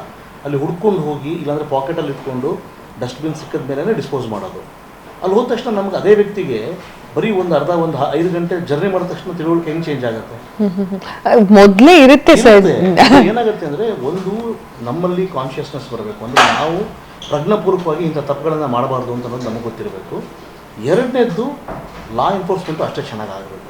ಬೇರೆ ದೇಶಗಳಲ್ಲಿ ನಿಮಗೆ ಸಣ್ಣ ತಪ್ಪು ಮಾಡಿದ್ರು ಸಿವಿಕ್ ಇಶ್ಯೂಸ್ಗಳಲ್ಲಿ ತುಂಬ ಕೆಟ್ಟದಾಗಿ ಪನಿಷ್ ಮಾಡ್ತಾರೆ. ಅದೇ ಥರದ ಪನಿಷ್ಮೆಂಟ್ ನಮ್ಮಲ್ಲೂ ಇದೆ, ಬಟ್ ಅದರ ಇಂಪ್ಲಿಮೆಂಟೇಷನ್ ಮತ್ತೆ ನಾವು ಫೇಲ್ಯೂರ್ ಆಗ್ತೀವಿ. ಹೆಸರುಘಟ್ಟ ಈ ಒಂದು ಪರಿಸರ ಸಂರಕ್ಷತೆ ವಿಚಾರದಲ್ಲಿ ನೀವೇ ಮೊದಲಾಗಿ ಧ್ವನಿ ಎತ್ತಿರುವಂಥದ್ದು? ಇಲ್ಲ, ತುಂಬ ಜನ ಧ್ವನಿ ಎತ್ತಿದ್ರು. ಹೆಸರುಘಟ್ಟನ ಹುಲ್ಲುಗಾವಲು ಮಾಡಬೇಕು, ಹೆಸರುಘಟ್ಟ ಹುಲ್ಲುಗಾವಲನ್ನು ಸಂರಕ್ಷಿತ ಪ್ರದೇಶ ಮಾಡಬೇಕು ಅಂತ ಮಾಡಿದಾಗ ತುಂಬ ಜನ ಧ್ವನಿ ಎತ್ತಿದ್ರು. ಬಟ್ ನಾನೇನಂತಂದರೆ, ಒಂದು 16 ವರ್ಷದಿಂದ ನಾನೊಂದು ಆರ್ಟಿಕಲ್ ಕೂಡ ಮಾಡಿದ್ದೆ. ಅವಾಗ BDNವರು ಆ ಹುಲ್ಲುಗಾವಲಲ್ಲಿ ಟ್ರೀ ಪ್ಲಾಂಟೇಶನ್ ಸ್ಟಾರ್ಟ್ ಮಾಡಬೇಕು ಅಂತ ಮಾಡಿದರು. ಅವ್ರು JCBಗಳೆಲ್ಲ ಹೋಗಿ ಟ್ರೀ ಪ್ಲಾಂಟೇಷನ್ಗೆ ಬೇಕಾಗಿರೋ ಗುಂಡೆಗಳನ್ನೆಲ್ಲ ತೆಗಿಲಿಕ್ಕೆ ಸ್ಟಾರ್ಟ್ ಮಾಡಿದರು. ಅವಾಗ ನ್ಯೂಸ್ ಮಾಡಿ ಅದನ್ನು ಸ್ಟಾಪ್ ಮಾಡಿಸಿದ್ದೆ ನಾನು. ಏನಂತಂದರೆ, ಹುಲ್ಲುಗಾವಲು ಇದೆಯಲ್ಲ, ನಮ್ಮ ಗ್ರಾಸ್ಲ್ಯಾಂಡ್ ಈಕೋ ಸಿಸ್ಟಮ್ ಅಂತ ಅನ್ನೋದು ಇಟ್ಸ್ ವೆರಿ ವೆರಿ ಇಂಪಾರ್ಟೆಂಟ್. ಹುಲ್ಲುಗಾವಲು ಅಂದ ತಕ್ಷಣ ನಮಗೆ ಬರೀ ಹುಲ್ಲು ಬೆಳೆದಿದೆ ಅಂತ ಅನ್ಕೊಂಡಿದ್ದೀವಿ. ಹುಲ್ಲುಗಾವಲು ಇರುವ ಜೀವಿ ಪರಿಸರ ವ್ಯವಸ್ಥೆಯೇ ಬೇರೆ. ಯಾವ ಥರ ಡಿಫ್ರೆಂಟ್ ಆಗಿರುತ್ತೆ ಅದನ್ನು ನಿಮಗೆ ಒಂದು ಹುಲ್ಲುಗಾವಲು ಅಂದ ತಕ್ಷಣ ಅದು ನೂರಾರು ಕ್ರಿಮಿಕೀಟಗಳಿಗೆ ಆಶ್ರಯವನ್ನು ಕೊಟ್ಟಿರುತ್ತೆ. ಅದೇ ಹುಲ್ಲುಗಾವಲಲ್ಲಿ ತುಂಬ ಪಕ್ಷಿಗಳು, ಗ್ರೌಂಡ್ ನೆಸ್ಟಿಂಗ್ ಬರ್ಡ್ಸ್ ಅಂತ ಹೇಳ್ತಾರೆ, ಆ ಪಕ್ಷಿಗಳಿಗೆ ಅದು ಆಶ್ರಯ ತಾಣ. ಹುಲ್ಲುಗಾವಲು ನಿಮಗೆ ಬೀಳುವಂತಹ ಮಳೆಯನ್ನು ಹಿಂಗಿಕೊಂಡು ಅದನ್ನು ಅಂತರ್ಜಲವನ್ನು ಹೆಚ್ಚಳ ಮಾಡುವಂತಹ ಒಂದು ಗ್ರಾಸ್ಲ್ಯಾಂಡ್ ಅದು, ಅಂದರೆ ಈಕೋಸಿಸ್ಟಮ್ ಅದು. ಈ ಥರ ಮಲ್ಟಿಪಲ್ ಬೆನಿಫಿಟ್ಸ್ ಇದೆ ಒಂದು ಹುಲ್ಲುಗಾವಲಿಂದ. ನಾವು ಆ ಹುಲ್ಲುಗಾವಲನ್ನು ಬರೀ ಹುಲ್ಲು ಬೆಳೆದಿದೆ ಕಟ್ ಮಾಡೋಣ ಅಂತ ಅಂದ್ಕೊಂಡ್ರೆ ದೊಡ್ಡ ತಪ್ಪು. ಆ ಕಾರಣಕ್ಕೆ ಅದೇ ಥರದ ಅಭಿಯಾನಗಳನ್ನು ನಾವು ಅವಾಗ ಮಾಡ್ಲಿಕ್ಕೆ ಸ್ಟಾರ್ಟ್ ಮಾಡಿದಾಗ ನಮ್ಮ ಜೊತೆಗೆ ತುಂಬ ಜನ ಕೆಲಸ ಮಾಡಿದ್ದಾರೆ. ಅಲ್ಲಿ ಮಹೇಶ್ ಭಟ್ ಅಂತಿದ್ದಾರೆ, ವಿಜಯ ನಿಶಾಂತ್, ಅಮೋಘ ವರ್ಷ ಇದ್ದಾರೆ. ಸೊ ಸಾಕಷ್ಟು ಜನ ಆ ಹುಲ್ಲುಗಾವಲು ಸಂರಕ್ಷಣಾ ಅಭಿಯಾನದಲ್ಲಿ ಕೆಲಸ ಮಾಡಿದ್ದು. ನಾನೇನು ಮಾಡಿದೆ ಅಂದರೆ, ಒಂದು ಸ್ವಲ್ಪ ಅದರದ್ದು ನಾನು ವೈಲ್ಡ್ ಲೈಫ್ ಬೋರ್ಡ್ ಮೆಂಬರ್ ಕೂಡ ಆಗಿದ್ದೆ, ಕರ್ನಾಟಕ ರಾಜ್ಯ ವನ್ಯಜೀವಿ ಮಂಡಳಿಯ ಸದಸ್ಯನಾಗಿದ್ದೆ ನಾನು.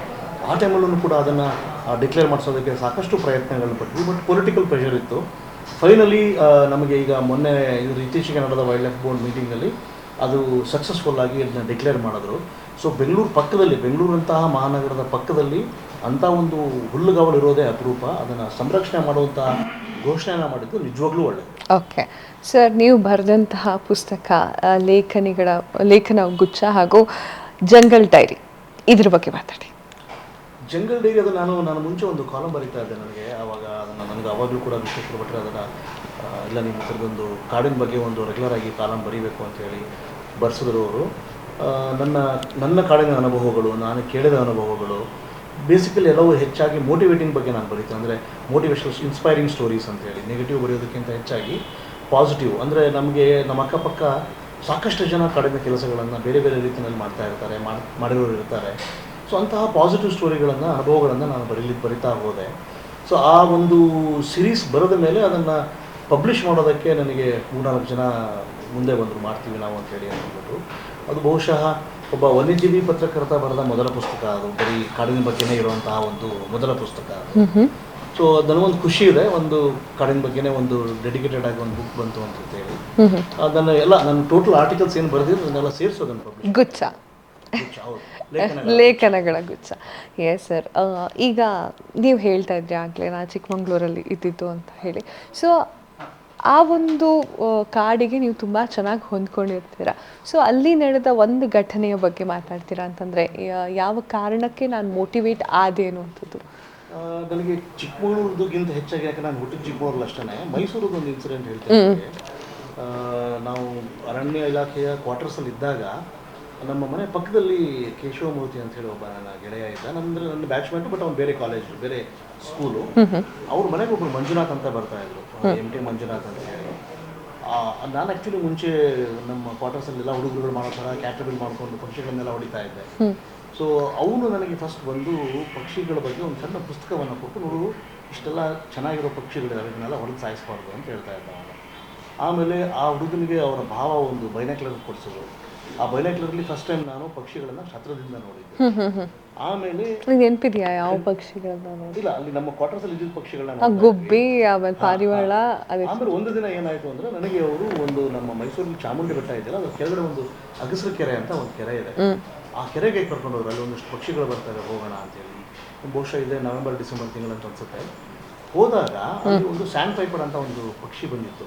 ಆ ಪಕ್ಷಿಯನ್ನು ತೋರಿಸ್ಬಿಟ್ಟು, ಇದು ನೋಡು, ಇದು ತುಂಬ 100,000 ಕಿಲೋಮೀಟರ್ ದೂರದಿಂದ ಮೈಗ್ರೇಟ್ ಆಗಿ ಈ ಕಡೆ ಬರುತ್ತೆ, ಇಂಥ ಪಕ್ಷಿಗಳನ್ನೆಲ್ಲ ನೀನು ಹೊಡೆದು ಸಾಯಿಸ್ಬಿಡ್ತೀಯ, ಇದನ್ನೆಲ್ಲ ಹೊಡಿಬಾರ್ದು ಅಂತೇಳಿ ಆ ಪಕ್ಷಿಯ ಫೋಟೋವನ್ನು ಬುಕ್ಕಲ್ಲಿ ತೋರಿಸಿ ಬೈನಾಕ್ಯುಲರಲ್ಲಿ ಅದನ್ನು ನೋಡಲಿಕ್ಕೆ ನನಗೆ ಕೊಟ್ಟಾಗ, ಹತ್ತಿರದಿಂದ ನೋಡಿದಾಗ ಅದು ನನಗೆ ತುಂಬ ಇಷ್ಟ ಆಯಿತು. ಅಂದರೆ ತುಂಬ ಚೆನ್ನಾಗಿದೆಯಲ್ಲ, ಇಷ್ಟು ಮುದ್ದಾದ ಪಕ್ಷಿ ಇದೆಯಲ್ಲ ಇದು ಅಂತೇಳಿ. ಅವಾಗ ನಾನು ಅಂದ್ಕೊಂಡೆ, ಮೋಸ್ಟ್ಲಿ ನಾನು ತಪ್ಪು ಮಾಡ್ತಾ ಇದ್ದೀನಿ ಅಂತ ಅನಿಸುತ್ತೆ ನನಗೆ. ಅವತ್ತು ನಾನು ಪಕ್ಷಿಗಳನ್ನು ಹೊಡೆಯೋದನ್ನು ನಿಲ್ಲಿಸಿದೆ. ಓಕೆ. ಅದು ನಿಲ್ಲಿಸಿ ಆಮೇಲೆ ನಾನು ಅಂದರೆ ಅದು ಇನ್ಸ್ಪೈರ್ ಆಗಲಿಕ್ಕೆ ಸ್ಟಾರ್ಟ್ ಆಯಿತು ನನಗೆ. ಆಮೇಲೆ ಪಕ್ಷಿಗಳ ಬಗ್ಗೆ ತಿಳ್ಕೊಳ್ಳೋದಕ್ಕೆ ಆಸಕ್ತಿಯನ್ನು ಹುಟ್ಟಿತು. ಓಕೆ. ಈಗ ಪರಿಸರ ಅಂತ ಬಂದರೆ, ಸೊ ಆ ಪರಿಸರ ನಮ್ಮನ್ನು ಬಿಗಿದಪ್ಪುತ್ತೆ ಸರ್. ಯಾವುದೇ ಮಾನವನ್ನಾದರೂ ಕೂಡ ಅದು ಬಿಗಿದಪ್ಪುತ್ತೆ. ಬಟ್ ನಾವು ಹಾಗೆಲ್ಲ, ಆ ಪರಿಸರನ ಎಷ್ಟು ಬೇಕೋ ಅಷ್ಟೇ ನಮಗೆ. ಓಕೆ. ಯಾವುದೋ ಒಂದು ವಿಧಾನದಲ್ಲಿ ನಾವು ಆ ಪರಿಸರನ ಕಣ್ಣೆತ್ತು ನೋಡೋದಿಲ್ಲ. ಇವತ್ತು ನಾವು ಹೇಳ್ತಾ ಇರ್ತೀವಿ ಸರ್, ನಮಗೆ ಬೆಂಗಳೂರು ಅಷ್ಟೊಂದು ಇಷ್ಟ ಆಗ್ತಾಯಿಲ್ಲ, ನನಗೆ ಎಲ್ಲೋ ಹೋಗಬೇಕು ಅಥವಾ ಹೊರಗಡೆ ಟ್ರೆಕ್ಕಿಂಗ್ ಹೋಗಬೇಕು. ನಾವು ಇರೋದು ಬೆಂಗಳೂರಲ್ಲಿ, ನಾವು ಹೇಳ್ತಾ ಇರೋದು ಟ್ರೆಕ್ಕಿಂಗ್ಗೋಸ್ಕರ ಅಥವಾ ಪರಿಸರಗಳನ್ನು ನೋಡಲಿಕ್ಕೆ ಬೇರೆ ಊರಿಗೆ ಹೋಗಬೇಕು ಅಂತ ಹೇಳಿ. ಅಂದರೆ ನಮ್ಮ ಪರಿಸರ ಪ್ರೇಮ ವೀಕೆಂಡಲ್ಲಿ ಮಾತ್ರ. ಹೌದು, ಅದೇ ಹೇಳಿದ್ದೆ ನನಗೆ. ಏನಾಗಿದೆ ಅಲ್ಲ, ಬಹುಶಃ ಏನಾಗುತ್ತೆ, ಕನ್ಸ್ಟೆಂಟ್ಸ್ ಇರ್ಬೋದು, ನಾನು ಇಲ್ಲ ಅಂತ ಹೇಳ್ತಾ ಇಲ್ಲ. ಎಲ್ರಿಗೂ ಆ್ಯಕ್ಟಿವಿಸ್ಟ್ ಆಗಲಿ ಅಂತ ಹೇಳೋಕ್ಕಾಗಲ್ಲ, ಎಲ್ಲರೂ ನೀವು ಪರಿಸರವಾದಿಗಳಾಗಲಿ ಅಂತ ಹೇಳೋಕ್ಕಾಗಲ್ಲ, ಅಥವಾ ಎಲ್ಲರೂ ಫುಲ್ ಟೈಮ್ ಕೆಲಸ ಮಾಡಿ ಅಂತ ಹೇಳೋಕ್ಕಾಗ್ತಾ ಇಲ್ಲ. ಏನಾಗುತ್ತೆ ಅಂದರೆ, ವೈಲ್ಡ್ ಲೈಫಲ್ಲಿ ತುಂಬ ಕೆರಿಯರ್ಗಳಿದ್ದಾವೆ. ನೀವು ಫಾರೆಸ್ಟ್ ಆಫೀಸರ್ ಆಗ್ಬೋದು, ವಿಜ್ಞಾನಿ ಆಗ್ಬೋದು, ನೀವು ಒಬ್ಬ ವೆಟರ್ನರಿ ಆಫೀಸರ್ ಅಂದರೆ ಪಶುವೈದ್ಯರಾಗಿ ನೀವು ವನ್ಯಜೀವಿಗಳ ಜೊತೆಗೆ ಕೆಲಸ ಮಾಡಬಹುದು, ನೀವು ಬಾಟ್ನಿಸ್ಟ್ ಆಗಬಹುದು, ನೀವು ಝುವಾಲಜಿಸ್ಟ್ ಆಗ್ಬೋದು. ಸೊ ಆದರೆ ಒಬ್ಬ ವ್ಯಕ್ತಿ ಯಾರಾದರೂ ನಿಜವಾದ ಇಂಟ್ರೆಸ್ಟ್ ಇದ್ದರೆ ಪ್ರತ್ಯಕ್ಷವಾಗಿ ಮತ್ತು ಪರೋಕ್ಷವಾಗಿ ಅವರು ಪರಿಸರದ ಜೊತೆ ಒಡನಾಟ ಇಟ್ಕೋಬಹುದು.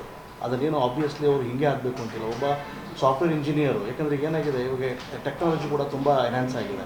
ಒಬ್ಬ ಸಾಫ್ಟ್ವೇರ್ ಇಂಜಿನಿಯರು ಇಲಾಖೆಗೆ ಅಥವಾ ಕಾಡಿನ ಸಂರಕ್ಷಣೆಗೆ, ಪರಿಸರದ ಸಂರಕ್ಷಣೆಗೆ ಬೇಕಾಗಿರುವಂತಹ ಟೆಕ್ನಾಲಜಿಯನ್ನು ಡೆವಲಪ್ ಮಾಡೋದ್ರ ಮೂಲಕ ತನ್ನ ಕಾಂಟ್ರಿಬ್ಯೂಷನ್ ಮಾಡ್ಬೋದು ಅಲ್ವಾ. ಸೊ ಆ ಥರ ಒಬ್ಬೊಬ್ಬರು ಒಂದೊಂಥರ ಕಾಂಟ್ರಿಬ್ಯೂಷನ್ ಮಾಡ್ಬೋದು. ವೀಕೆಂಡಲ್ಲಿ ಹೋಗ್ತಾ ಇದ್ದಾರೆ ಅಂತ ತಕ್ಷಣ ತಪ್ಪು ಅಂತಲ್ಲ, ಬಟ್ ಹೋದಾಗ ಏನು ಮಾಡ್ತೀವಿ ಅನ್ನೋದು ಕೂಡ ಭಾಳ ಇಂಪಾರ್ಟೆಂಟು. ನೋಡ್ಕೊಂಡು ಬಂದಮೇಲೆ ನಾನು ಏನು ಮಾಡ್ತೀನಿ ಅನ್ನೋದು ಭಾಳ ಇಂಪಾರ್ಟೆಂಟ್. ಕಾಡು ಹೋದ್ವಿ, ಇಷ್ಟ ಆಯಿತು, ಹುಲಿ ನೋಡಿದ್ವಿ, ಆನೆ ನೋಡಿದ್ವಿ, ಭಾಳ ಖುಷಿ ಆಯಿತು. ಬಂದಮೇಲೆ ಏನು ಮಾಡ್ತೀನಿ ನಾನು ಅಂತ ಒಂದು ದೊಡ್ಡ ಕಾಂಟ್ರಿಬ್ಯೂಷನ್ ಏನಂತಂದರೆ, ಪರಿಸರಕ್ಕೆ ಹಾನಿ ಆಗದಿರೋಂಗೆ ನಾನು ಇರ್ತೀನಿ ಅಂತ ಅನ್ನೋದೇ ದೊಡ್ಡ ಕಾಂಟ್ರಿಬ್ಯೂಷನ್ ಫಸ್ಟ್ ಆಫ್ ಆಲ್. ಅದಾದಮೇಲೆ ಏನಾದರೂ ಸಾಧ್ಯ ಆದರೆ ಕಾಂಟ್ರಿಬ್ಯೂಟ್ ಮಾಡೋಕ್ಕಾದರೆ ಒಂದು ಸಣ್ಣ ಪುಟ್ಟ ಕಾಂಟ್ರಿಬ್ಯೂಷನ್ ಮಾಡ್ಬೋದು. ಇನ್ನೊಬ್ಬರಿಗೆ, ಇನ್ನೊಬ್ಬ ಫ್ರೆಂಡಿಗೆ ನೀವು ಕಾಡಿಗೆ ಕರ್ಕೊಂಡು ಹೋಗ್ಬೋದು. ಆಮೇಲೆ ನೀವು ಯಾರೋ ನಿಮ್ಮ ಫ್ಯಾಮಿಲಿನಲ್ಲಿ ನೀವು ಒಂದಷ್ಟು ಜನಕ್ಕೆ ಮೋಟಿವೇಟ್ ಮಾಡಿ ಕಾಡಿನ ಬಗ್ಗೆ ಆಸಕ್ತಿಯನ್ನು ಹುಟ್ಟಿಸ್ಬೋದು. ಈ ಥರ ಮಾಡ್ಬೋದು. ತುಂಬ ಕೆಲಸಗಳಿವೆ. ಎಲ್ಲರೂ ಹಾಗೆ ಮಾಡಲ್ಲ ಅಂತ ಹೇಳಲ್ಲ, ಹಾಗೆ ಮಾಡ್ತಾರೆ ಅಂತ ನಾನೇನು ಹೇಳಲ್ಲ. ಬಟ್ ಕೆಲವೊಂದಿಷ್ಟು ಜನ ಫ್ರೆಂಡ್ಸ್ ಗುಂಪುಗಳೇನಾದರೂ ಕಾಡುಗಳಿಗೆ ಹೋಯಿತು ಅಂತಂದರೆ ಅವರು ವೀಕೆಂಡ್ ಎಂಜಾಯ್ಗೆ ಅಂತಲೇ ಹೋಗ್ತಾ ಇರ್ತಾರೆ. ಅರ್ಥ ಆಯ್ತಾ ಸರ್? ಸೊ ಆ ಎಂಜಾಯ್ಗೆ ಹೋಗ್ತಾರೆ. ಅಲ್ಲಿ ಎಂಜಾಯ್ ಮಾಡಿ ಅಲ್ಲಿ ಬಾಟ್ಲ್ಗಳಾಗಿರ್ಬೋದು ಅಥವಾ ಪ್ಲಾಸ್ಟಿಕ್ ಕವರ್ಗಳಾಗಿರ್ಬೋದು ಹೇಳಿದ್ರೆ ನಾನು ಯಾಕೆ ಮಾಡಲಿ ಅನ್ನೋದೊಂದು ತಲೆ ಇರುತ್ತೆ ಅವ್ರಿಗೆ. ಟ್ರೆಕ್ಕಿಂಗ್ ಮಾಡಬೇಕು, ಪರಿಸರಗಳನ್ನು ನೋಡಬೇಕು, ಅದನ್ನು ಬೆಳೆಸ್ತೀನಿ ಅನ್ನೋದು ಇರೋದಿಲ್ಲ. ಅದೇನಿದ್ರೆ ಇತ್ತೀಚೆಗೆ ಅದು ಒಂದು ಪಶ್ಚಿಮ ಘಟ್ಟದಲ್ಲಿ ಒಂದು ಟ್ರೆಕ್ಕಿಂಗ್ ರೂಟ್ ಓಪನ್ ಆದಾಗ ಅಲ್ಲೂ ಅಷ್ಟೇ ಒಂದೇ ದಿನ 2,000 ಜನ ಹೋಗಿದ್ರು ಟ್ರೆಕ್ಕಿಂಗಿಗೆ. ಅದರದ್ದು ಕ್ಯಾರಿಯಿಂಗ್ ಕೆಪಾಸಿಟಿ ಇದ್ದಿದ್ದು 200 ಜನ ಅಷ್ಟೇ. ಸೊ ಹಾಗೆ ಇಲ್ಲೇನಾಗುತ್ತೆ, ಮತ್ತು ನೀವು ನೋಡಿದ್ರೆ ನಮ್ಮ ಎಲ್ಲ ಫಾರೆಸ್ಟ್ ಏರಿಯಾದಲ್ಲಿರುವಂತಹ ಸಫಾರಿ ಏರಿಯಾಗಳಲ್ಲಿ ಕ್ಯಾರಿಂಗ್ ಕೆಪಾಸಿಟಿಗಿಂತ ಜಾಸ್ತಿ ವೆಹಿಕಲ್ಗಳು ಹೋಗ್ತಾ ಇದ್ದಾವೆ ಅಲ್ಲಿ. ಅಂದರೆ ಟೂರಿಸ್ಟ್ ವೆಹಿಕಲ್ ನಾನು ಹೇಳ್ತಿರೋದು. ತುಂಬ ಹೊತ್ತು ಕಾಯ್ತಾರೆ ನಮ್ಗೆ ಸಿಗುತ್ತೇನೋ ಅಂತೇಳಿ. ಸಿಗಲ್ಲ, ಯಾಕಂದರೆ ಲಿಮಿಟೆಡ್ ರಿಸೋರ್ಸಸ್ಸು, ಲಿಮಿಟೆಡ್ ವೆಹಿಕಲ್ಸ್ಗಳನ್ನ ಮಾತ್ರ ಕಾಡಿಗೆ ಬಿಡೋದು ಅಂತ. ಸೊ ಎಲ್ರಿಗೂ ಆಸಕ್ತಿ ಇದೆ, ನಾನು ಅದನ್ನೇ ಹೇಳ್ತಿರೋದು. ನೀವೇನಂತಂದರೆ ಡಿಸ್ಟ್ರಿಬ್ಯೂಟ್ ಮಾಡ್ಕೊಳ್ಳಿ ಅಂತ. ನನಗೆ ತುಂಬ ಜನ ಫೋನ್ ಮಾಡ್ತಾರೆ, ನನಗೆ ಈ ಸತಿ ವೀಕೆಂಡಲ್ಲಿ ನಾನು ಒಂದು ಕಡೆ ಸಫಾರಿಗಾದರೂ. ಈ ಪ್ರಶ್ನೆ ನಾನು ಕೇಳ್ತೀನಿ ಸರ್, ನಿಮ್ಮ ಮಧ್ಯದಲ್ಲಿ ಮಾತಾಡಿದ್ದಕ್ಕೆ ದಯವಿಟ್ಟು ಕ್ಷಮಿಸಿ. ಈಗ ಯೂತ್ಸ್ ಎಲ್ಲ ಏನು ಮಾಡ್ತಾರೆ, ಟ್ರೆಕ್ಕಿಂಗ್ ಹೋಗಬೇಕು, ಇಲ್ಲ ಯಾವುದೋ ಒಂದು ಪರಿಸರ ನೋಡಬೇಕು, ಯಾವುದೋ ಒಂದು ಪ್ಲೇಸಸ್ ನೋಡಬೇಕು ಅಂತ ತುಂಬ ಆಸೆ ಹೊಂದಿರ್ತಾರೆ. ಬಟ್ ಎಲ್ಲಿ ಹೋಗೋದು ಅಂತ ಗೊತ್ತಿರೋದಿಲ್ಲ, ಗೂಗಲ್ ನೋಡ್ತಾ ಇರ್ತಾರೆ. ಸೊ ನೀವು ಹಸಿರು ಪತ್ರಕರ್ತರಾಗಿ ಯಾವ ಸ್ಥಳಗಳಿಗೆ ನಮ್ಮ ವೀಕ್ಷಕರು ಹಾಗೆ ಪರಿಸರ ಪ್ರೇಮಿಗಳು ಹೋಗ್ಬೋದು?